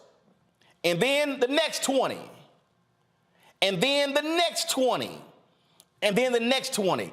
That's the only way we get accountability, Teresa. Yeah, you're absolutely right. You know, I had this conversation with a few friends of mine who literally got jobs in 2020 because of George Floyd. And as appreciative as they were to go into an organization and try to figure out how to change it and make it better, they are now in a place where the corporation has now said, how can we utilize your services in other areas in the company? So the focus is no longer, you know, how do we figure out DEI? How do we figure out racial equity? And that's almost the problem because we're almost going back to basics. And so when companies and corporations and, you know, try to figure out, you know, why their consumers is not doing what they need to do in order to buy their product or to be supportive is because their dollars aren't being spent. It's the same thing you've been saying since the beginning, Roland, but you can see that change. If it hasn't been spent with Black and brown communities, then you will, obviously the corporation fails, but also the entire mission of why they even started it also fails. Go to my iPad, Anthony. I mean, look at this right here, Tommy. And this is how it's all over the place. The top line, it says, America's largest companies pledge more than $300 billion to address racial inequality, including with suppliers. Bloomberg story, $80 billion. Washington Post says $50 billion. Forbes says $200 billion. CNBC, the amount companies have pledged to support racial justice has grown to nearly $340 billion, according to McKinsey & Company, their senior partner right here, Shelley Stewart, okay? Where the money at?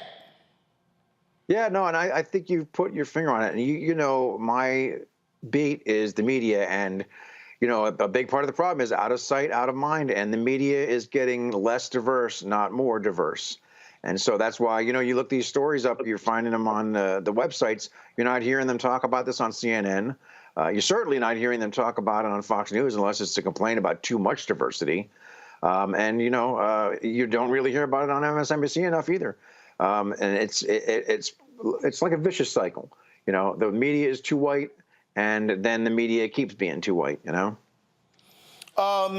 Here's what gets me, Greg. This is from the CNBC story. Go to my iPad. It says here, this is Shelley Stewart being quoted. You see dollars flowing across the list of what I call human development needs that are very acute in the Black community. In many ways, the pledges are targeted in the right areas. Still, it has been a challenge to meet such ambitious goals when it comes to deploying capital. No, it's not. It ain't hard to deploy the capital. Greg, I'm telling you, I'm dealing with this right now. All of these companies have been pimping the hell out of Black people, spending virtually no money with Black-owned media. That's right. We start calling folks out, and all of a sudden, they start admitting, yeah, we were spending less than 1%. Ad Age broke down that it has doubled since the death of George Floyd. The spending has doubled to 1.16% out of $322 billion spent in advertising. And we get it all the time. Oh, well, we don't know. Well, what do we buy? You buy the same shit y'all buy on Fox News. I sat there and I recorded. This was on May 16th. Matter of fact, let me just pull up right here. Just so people know, I'm sitting here. I wanted to see, because, you know, everybody be lying. Everybody just be lying, you know, what they do. And I sent it to my team. And I saw the Chevy Colorado ads. But General Motors told me they can't run their ads on this show. Because we do opinion. But they ran on Martha McCallum's show. The Cosentex drug. Yep, I saw those ads. I saw, watch this here. I saw BlackRock commercials on Fox News at 8 p.m., all opinion. I saw the Chase Freedom Unlimited Visa. I saw Keytruda from Merck. I saw the Nutrisystem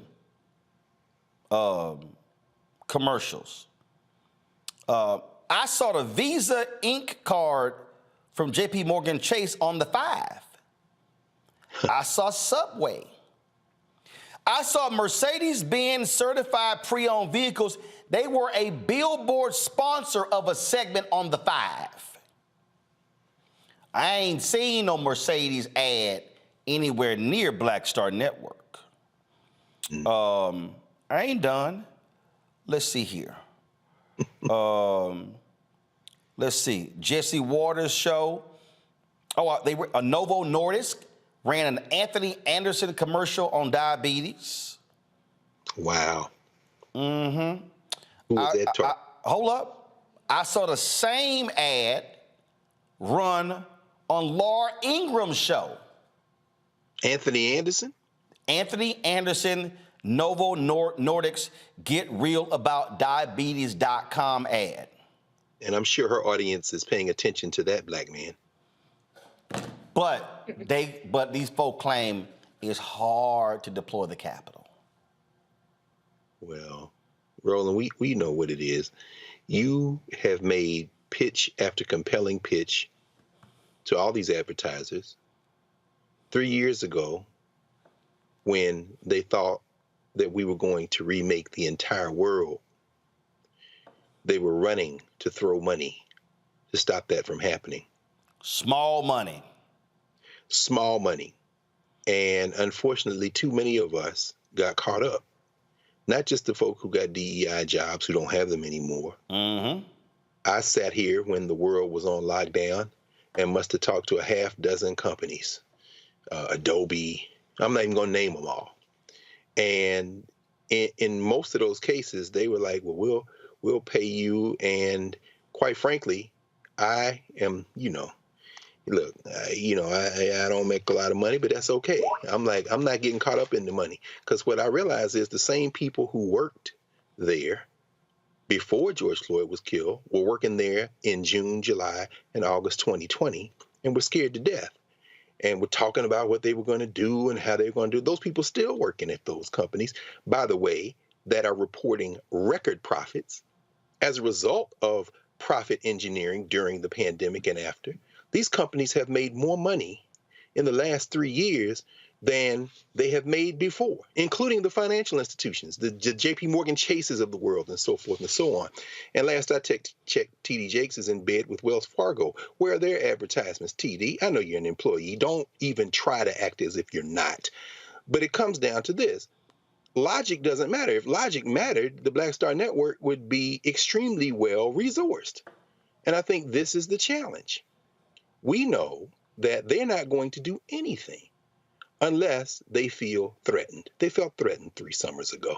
And at that moment, we saw a glimpse of what begins to be possible. Since then, they have held their breath, tiptoed past the graveyard, and waited on us to go back to sleep.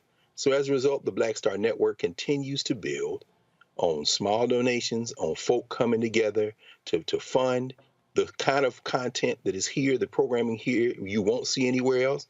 And of course, those advertisers won't even run an ad on diabetes featuring a black man on this network. They'd rather run it on the network of a white nationalist, an open white nationalist, which means nobody is going to watch. In fact, the N-word is probably hurled during those 30 to 90 seconds more on Fox than at any other time on Fox when Anthony Anderson pops up. But the simple fact is they're not going to give you the money until we make them. And while we're waiting on them to give you the money because we make them, you know what begins to happen? You wonder what will happen to the Black Star Network? What happened? What happened? Y'all didn't get in the street. And guess what? They put up their middle finger as they continue to pay their stockholders record dividends because they don't give a damn about you. And their answer to your pitches is make us. Tommy, that's just really what it boils down to. And look, yep. and Tommy, I'll be honest.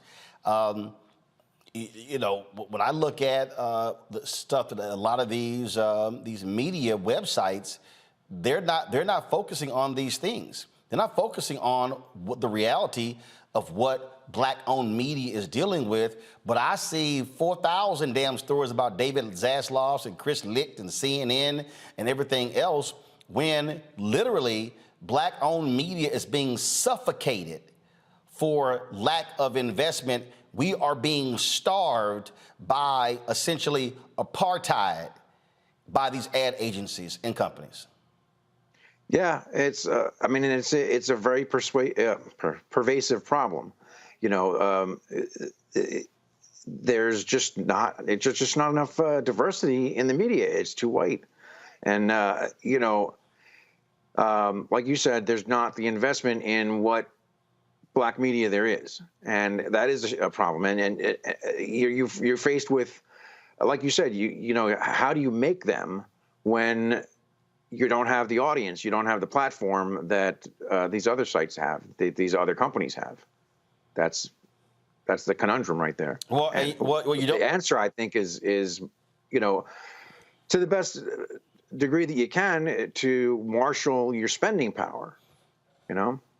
Well, and here's the deal. The reality is we don't have the size of the platforms because we don't have the investment. And that's exactly what it is. Yeah, simply just how this whole thing goes. All right, I got to go to a break. We'll be right back. Roland Martin Unfiltered on the Black Star Network. On the next Get Wealthy with me, Deborah Owens, America's Wealth Coach, the wealth gap has literally not changed in over 50 years, according to the Federal Reserve. On the next Get Wealthy, I'm excited to chat with Jim Castleberry, CEO of Known Holdings. They have created a platform, an ecosystem to bring resources to Blacks and people of color so they can scale their business. Even though we've had several examples of African Americans and other people of color being able to be successful, we still aren't seeing the mass level of us being lifted up. That's right here on Get Wealthy, only on Black Star Network. Black Star Network is here. Oh, no punch! I'm real revolutionary right now. Thank you for being the voice of Black America. All momentum we have now, we have to keep this going. The video looks phenomenal. See, there's a difference between Black Star Network and black-owned media and something like CNN. You can't be black-owned media and be scared. It's time to be smart. Bring your eyeballs home. You dig? Hi, my name is LaToya Luckett. Yo, it's your man Dion Cole from Blackish, and you're watching Roland Martin Unfiltered. Stay woke.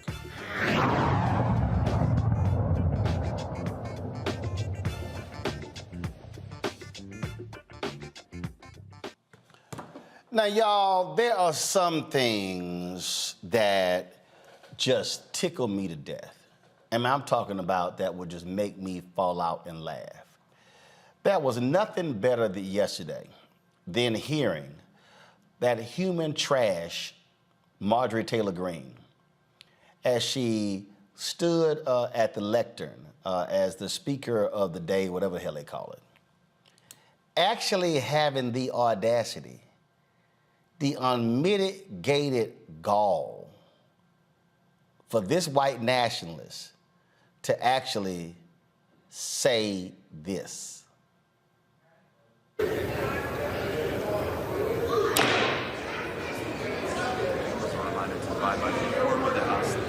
The members are reminded to abide by decorum of the House.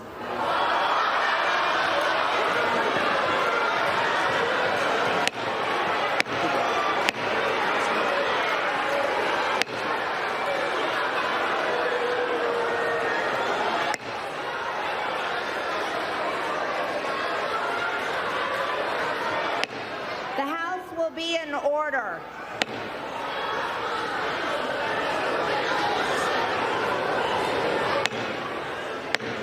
The House will be in order.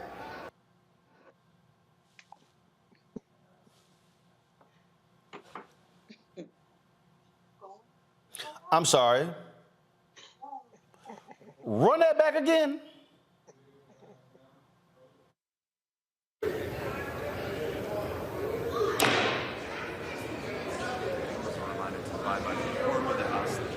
The members are reminded to abide by decorum of the House.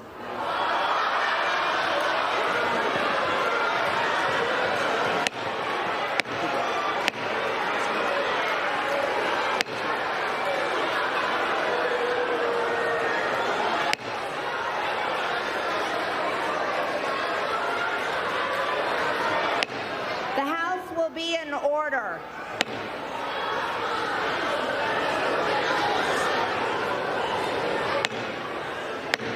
The House will be in order.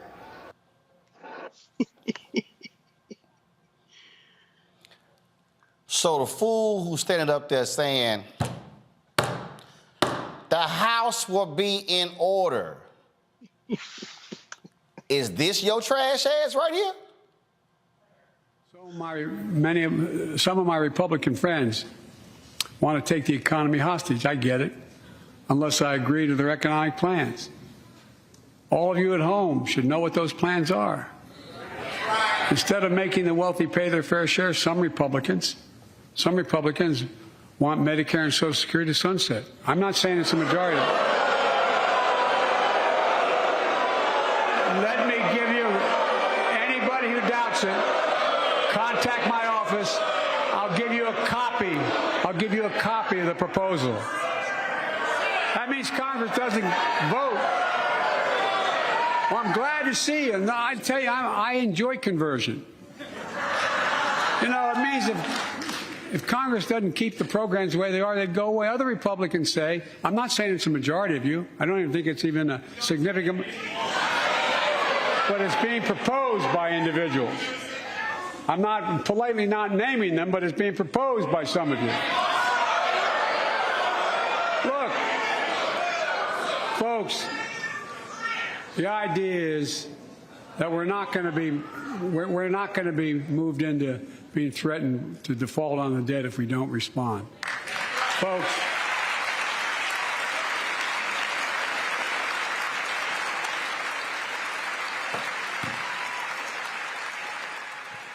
decorum, huh? Am I the only one who remembers when Obama was president and Republicans showed their ass? Press play. Also those who claim that our reform efforts would ensure illegal immigrants. This too is false. The reforms I'm proposing would not apply to those who are here illegally. It's not true. And one more misunderstanding I want to clear up. Under our plan, no federal dollars will be used to fund abortions, and federal conscience laws will remain in place. Now, that must be something, Greg, to hear that fool of all people actually talk about the need for decorum.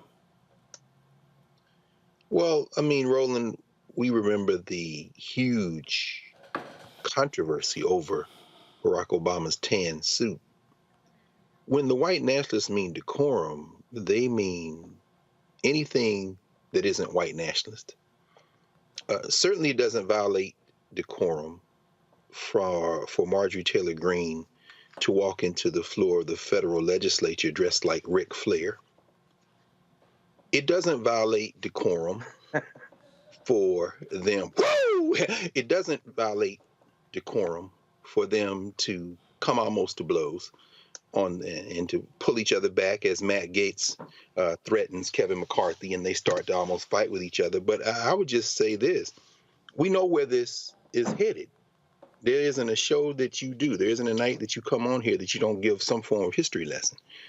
And if we want to know what comes next, when you start talking about people just basically doing whatever the hell they want in terms of not allowing other people to speak or this kind of thing, all we got to do is go back to 1850s. And how close are we now when they took the metal detectors down, when in the state of Florida, as of next month, open carry will be the law. How close are we now for somebody to put their hands on somebody in the federal legislature? And if that somebody is Jamal Bowman or Ilhan Omar or Ayanna Pressley, then the ass whipping that will be handed out will then take this to another level. See, the problem with Marjorie Taylor Greene is she wants to look like a WWF wrestler, but she don't want that smoke. So when that staffer whispered in her ear, tell them that the House needs to come to order, because you saw the guy do that. I'm just wondering if it was in response to her realizing she had no authority in that seat that rotates. You see him there? There he is. He's going to get up. He's going to tell her what to say, and now she's going to say it, and they're going to start laughing. Now, I'm wondering whether she asked him to do that because she realizes nobody respects her. But that's where we are, Roland. We are in a place where we've been before. When there's no respect, there's going to be no respect. And once this genie's out, it's all good fun and games, Ron DeSantis, when you're talking that smack, when you think the other side's going to have decorum. But woe that day. What did Langston Hughes say? Look at the Negro, meek and mild. Beware the day they change their minds.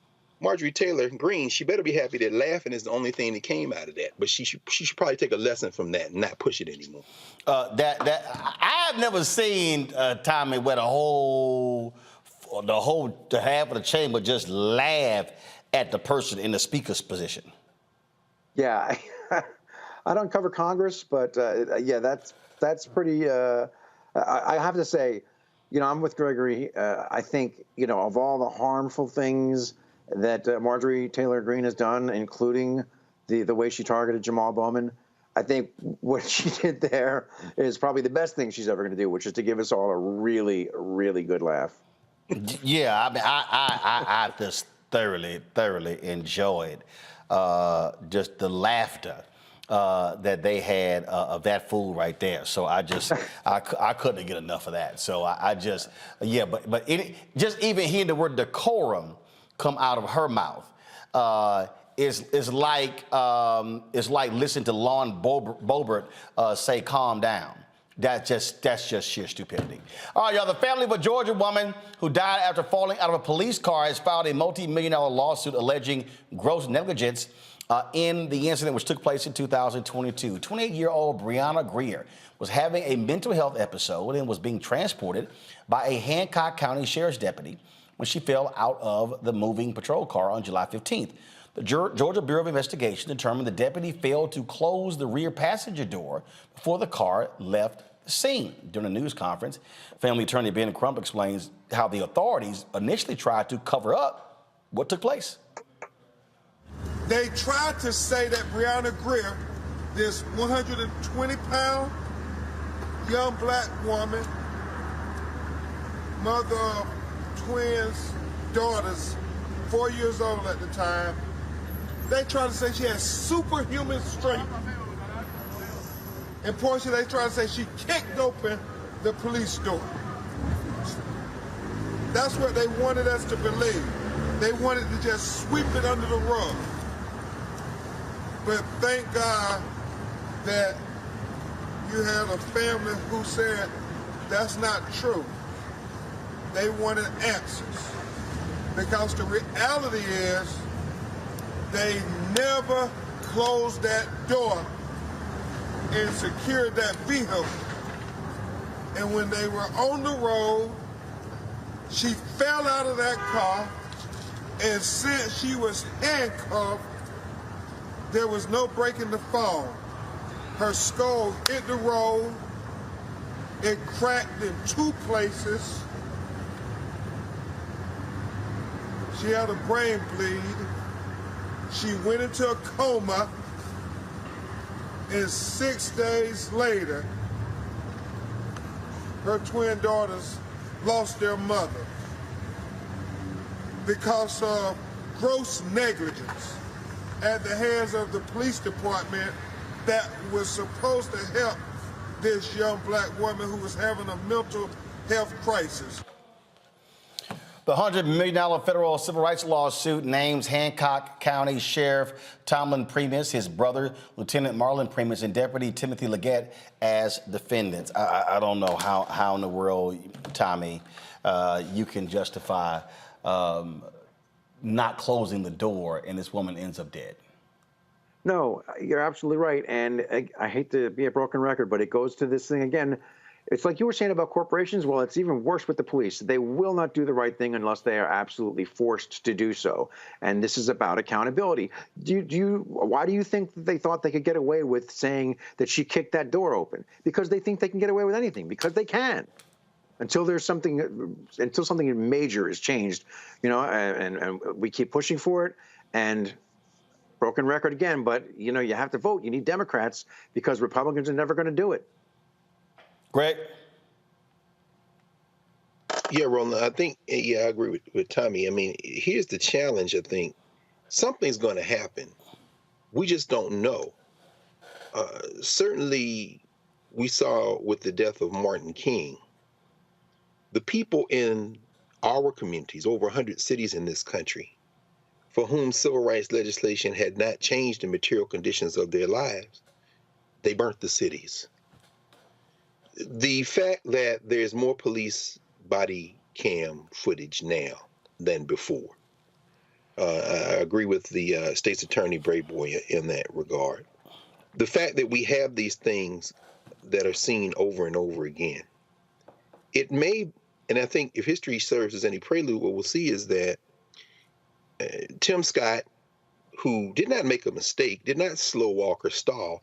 Tim Scott went in, that's why we call him mission accomplished. Tim Scott's job was to make sure that that the immunity was not touched, that chokeholds were left in place. There was no federal legislation passed. The fact that people didn't show up, as you say, at his announcement and overwhelm the announcement with cries for what he did, that is one way of showing the reaction. Another way of showing the reaction is that when someone is stopped and they've seen enough of this footage, they don't give the police an opportunity to kill them. And I think we understand how that works in this country. If you're not going to do the policy fixes, you leave the most vulnerable people with no choice. As Ice Cube once said, I'd rather be carried by 12 than I'd rather be judged by 6 than carried by 12. And I'm not calling for that at all. What I'm saying is we have an option. Fix the policy. But what is not going to happen is that this is going to continue. And don't be surprised when people say, since you will not change the law, I am certainly not going to be a martyr tonight in the dark with these hunters who have come out here to kill me. You think I'm just going to stand here and be killed? Let's dance. I'm not calling for that, but history shows us that that is what will happen when enough of this happens. And when that one incident happens that sets that off, woe unto the cascade. We have an option to avoid that, but we need to take very seriously the fact that if we don't, that is the likely result. Folks, hold tight 1 second. We'll come back for our final segment right here on Roland Martin Unfiltered on the Black Star Network. Hatred on the streets, a horrific scene, a white nationalist rally that descended into deadly violence. White people are losing their damn minds. As an angry pro-Trump mob storms the U.S. Capitol, we've seen shooting. We're about to see the rise of what I call white minority resistance.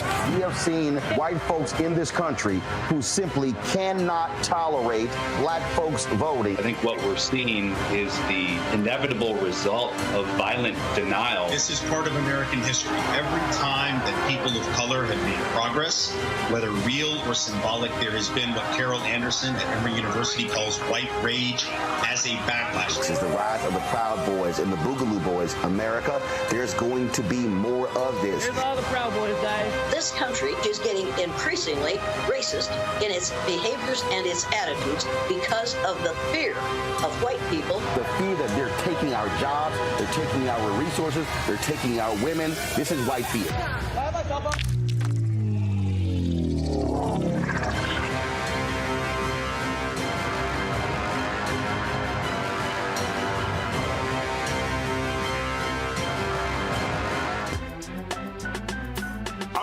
Muhammad, live from LA. And this is The Culture. The Culture is a two-way conversation. You and me. We talk about the stories, politics, the good, the bad, and the downright ugly. So join our community every day at 3 p.m. Eastern and let your voice be heard. Hey, we're all in this together. So let's talk about it and see what kind of trouble we can get into. It's The Culture, weekdays at 3, only on the Black Star Network. Peace and love, everybody. I'm Purple Wonder Love. Hey, I'm Donnie Simpson. What's up? I'm Lance Gross, and you're watching Roland Martin Unfiltered.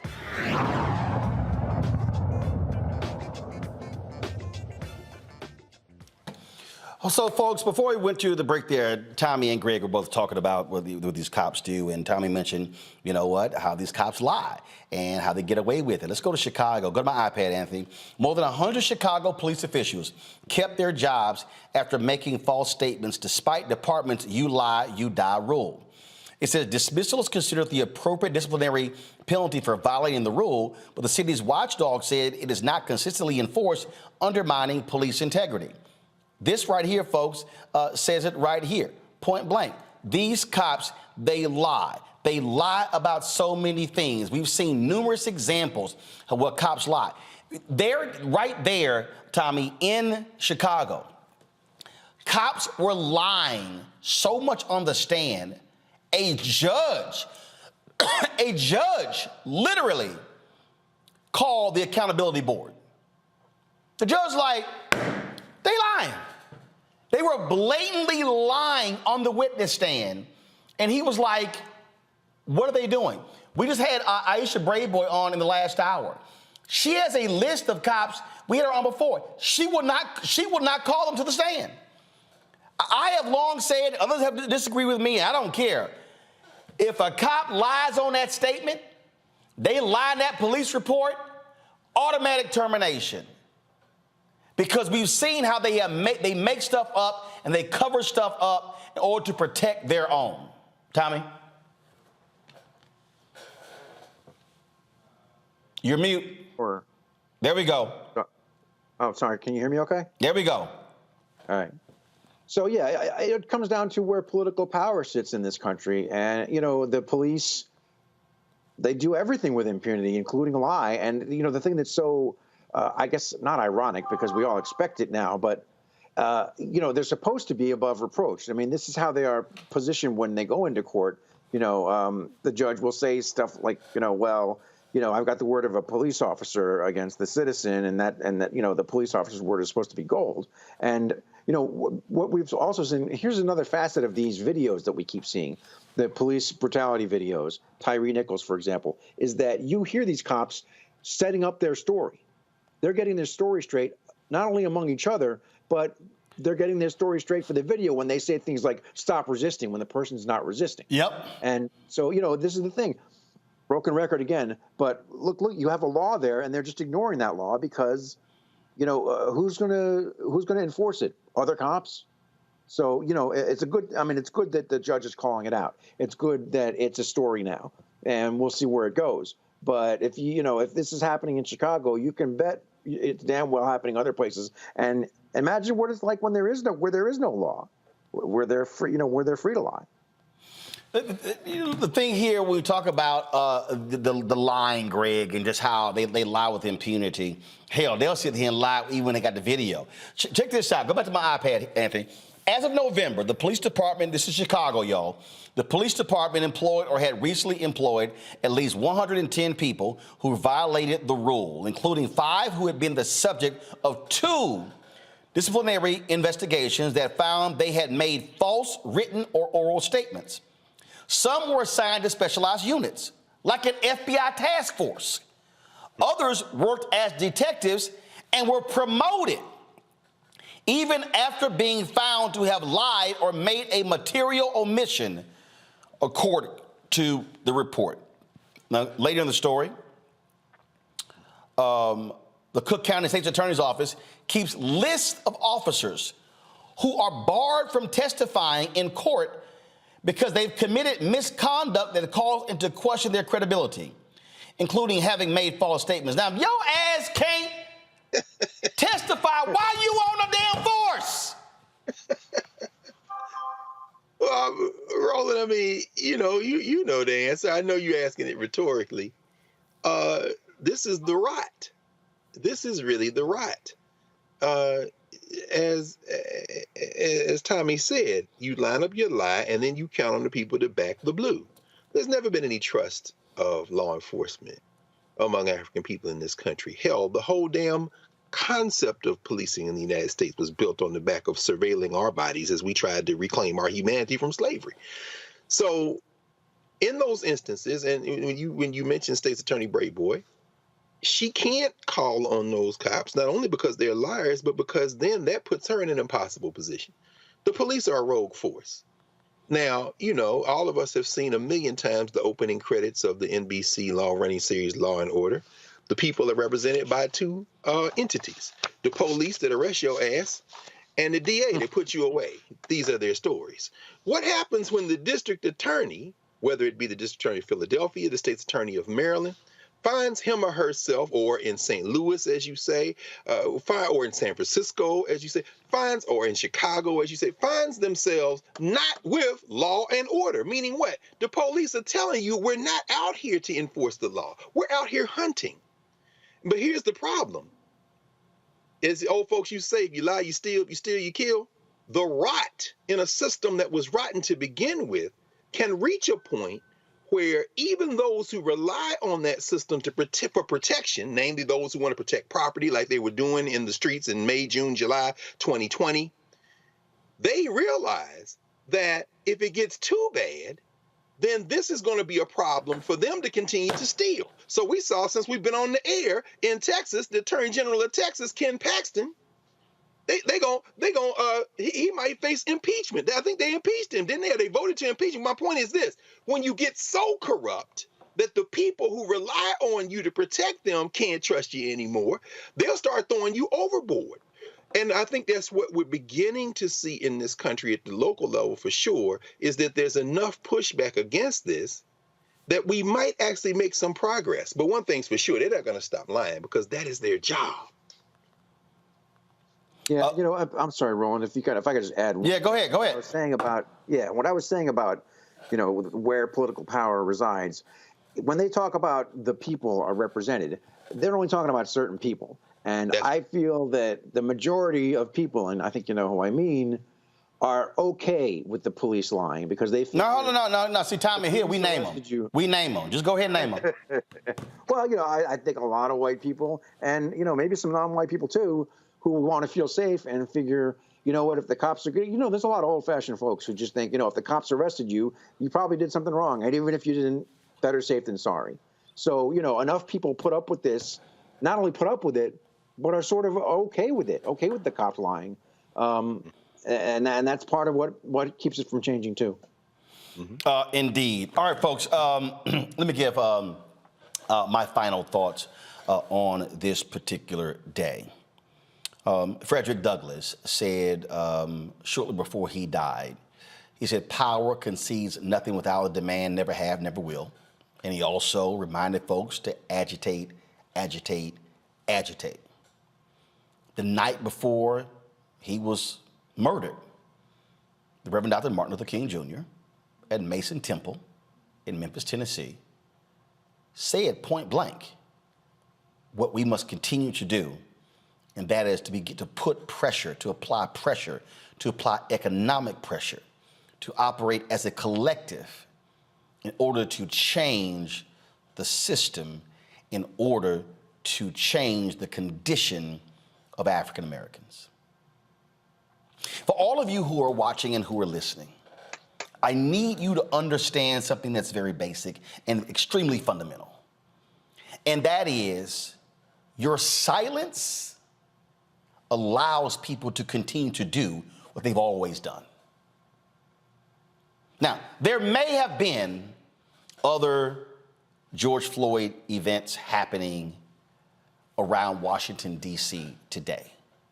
But there is no reason in the world at 6 p.m. Eastern, Black Lives Matter Plaza was empty. Where are all of the Democratic politicians in Congress or on the city council in this city? Where were they? We talk about, well, the White House, they've done a lot.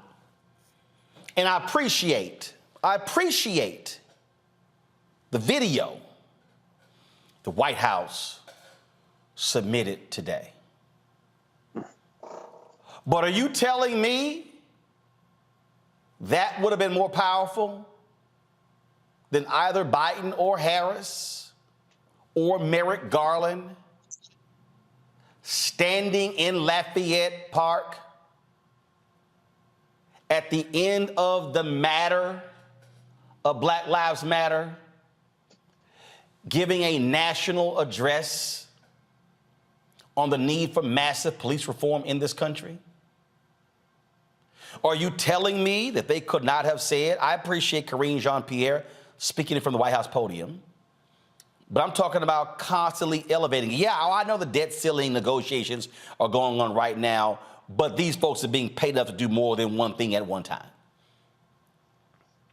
The only way things are going to change in this country is if we are exerting constant pressure. I love all of us who talk about, who love sports. Nolan Richardson had 40 minutes of hell, where from baseline to baseline, constant pressure, full court pressure, never relented.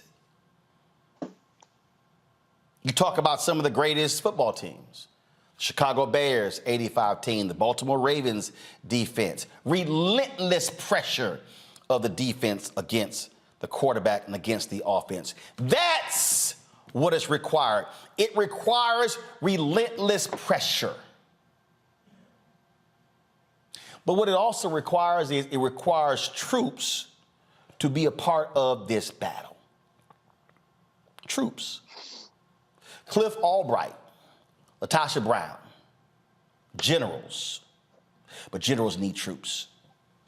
Tamika Mallory, Linda Sarsour, Maison, generals need troops.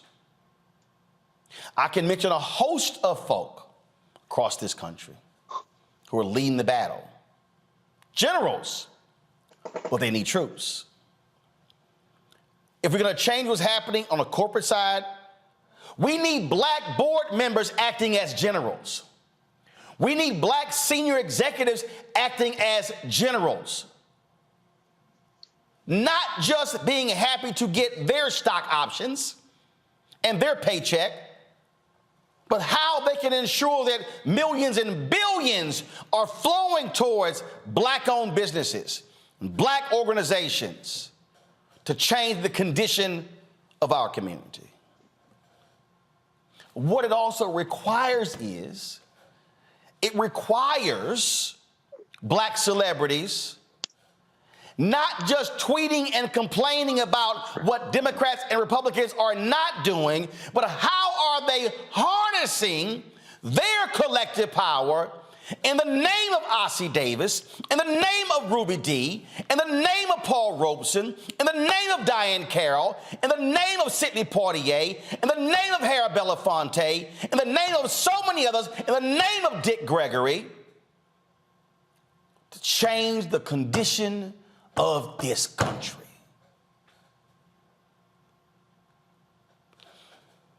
Anniversaries are supposed to be seen as recommitment days. When a married couple renews their vows, the intent is for them to remind one another why they got married in the first place. That's why it's called the renewing of the vows. And so if we're talking about the third anniversary of the death of George Floyd, if we're talking about the anniversary of the death of Trayvon Martin, or the day George Zimmerman was found not guilty, if we're talking about MLK's birthday, or the date that he was assassinated, or Malcolm X's birthday, or the date that he was assassinated, if we're talking about Fannie Lou Hamer, or Constance Baker Motley, or any Septima Clark, or any number of the people who came before us, it is going to require us to renew our commitment to the struggle. Because what this generation cannot do is simply sit on our collective asses and complain about the conditions of this country and our states and our cities and then do nothing. So the NAACP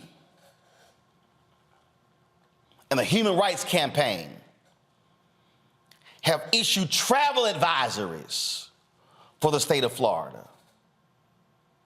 And I understand why. But what I want to know is, where is HRC and the NAACP's education initiative to change school boards and to run folk and to elect folk and to organize folks? Where's that plan? We've invited Derek Johnson, the president and CEO, on this show to discuss the travel advisory. But I want to know, where's the plan for 2023 and 2024? I read the statement of Mark Morial, the National Urban League, calling on companies to recommit themselves to the donations they made. But I want to know, where's the accountability plan? When I see the plan, when's the meeting? Who we meeting with? Who we're challenging? And then, are we coming back to Black America and coming to Black-owned media and telling Black folks who answered the call, who didn't answer the call, which then should tell us who we should be supporting? At some point, we have got to stop having performative days of sadness and use these days to serve as bonfires that light us up and fire us up to demand change. As long as there is breath in your body, there's something you can do. The question is, are you prepared to do it? And it's only a question you could ask and answer. You know what we are going to be doing. I love that scene from Scandal. Man, Joe Morton says to Olivia, come hell or high water, you leaving? And he said, I am the hell and the high water. Let me be perfectly clear. To every corporation that thinks you are going to get over on Black people, oh, I am the hell and the high water. And I'm going to continue to give hell every single day, as long as there is breath in my body. And when I'm not here, I want these videos to still be ringing in your ear. Almost done. That's how change happens. Again, thank Teresa, thank Greg, thank Tommy. Folks, we appreciate it. Folks, you have a great day. Don't forget to support us in what we do. Download the Black Star Network app. Apple phone, Android phone, Apple TV, Android TV, Roku, Amazon Fire TV, Xbox One, Samsung Smart TV. Support us with your dollars. Your dollars make it possible for us to do what we do and to cover what we cover. And so your check and money orders are critically important. Send them to P.O. Box 57196, Washington, D.C. 20037-0196. Cash App, $RM Unfiltered. PayPal, R Martin Unfiltered. Venmo is RM Unfiltered. Zelle, Roland at RolandSMartin.com. Roland at RolandMartinUnfiltered.com. Let me give a shout out to the folks who gave via Cash App during the show. Thank you so very much. To Crystal George, Tommy Williams, K. Deal, Cordell Rucker, Ingrid John, Tori Green, Joan Warren, Annette Allen, Benjamin Magwood, Megawatt Beauty, Albert Estwick, Larry Roberts, Tommy Williams, Charles Berry, Anita Nickens, Stacy Robinson, Denise Williams. Thank you so very much for supporting us right here on Roland Martin Unfiltered. Again, you can give in all these different ways. Please do so. You can also support us by buying my book. That is White Fear, How the Browning of America is Making White Folks Lose Their Minds. All of these things happening around the country, attacks on critical race theory, I call all these things out, but of course, white media won't book a brother on the show because they're afraid to have the conversation. You be sure to get the book and spread the word. Folks, I will see you tomorrow. Prayers to the George Floyd family on this day, his brothers, his sisters, his cousins, but also his daughter as well. That brother's not coming home, and we can be sure to fight to make sure other brothers and sisters do come home. Holla! Folks, Black Star Network is here. Oh, no punches! I'm real revolutionary right now. Support this man, Black media. He makes sure that our stories are told. Thank you for being the voice of Black America, Roland. Stay black. I love y'all. All momentum we have now, we have to keep this going. The video looks phenomenal. See, there's a difference between Black Star Network and Black-owned media and something like CNN. You can't be Black-owned media and be scared. It's time to be smart. Bring your eyeballs home. You dig? Pull up a chair. Take your seat. The Black Tape. With me, Dr. Greg Carr, here on the Black Star Network. Every week, we'll take a deeper dive into the world we're living in. Join the conversation only on the Black Star Network. Hi, I'm Dr. Jackie Hood Martin, and I have a question for you. Ever feel as if your life is teetering and the weight and pressure of the world is consistently on your shoulders? Well, let me tell you, living a balanced life isn't easy. Join me each Tuesday on Black Star Network for A Balanced Life with Dr. Jackie. We're all impacted by the culture, whether we know it or not. From politics to music and entertainment, it's a huge part of our lives, and we're going to talk about it every day right here on The Culture with me, Faraji Muhammad, only on the Black Star Network. I'm Deborah Owens, America's Wealth Coach, and my new show, Get Wealthy, focuses on the things that your financial advisor and bank isn't telling you, but you absolutely need to know. So watch Get Wealthy on the Black Star Network.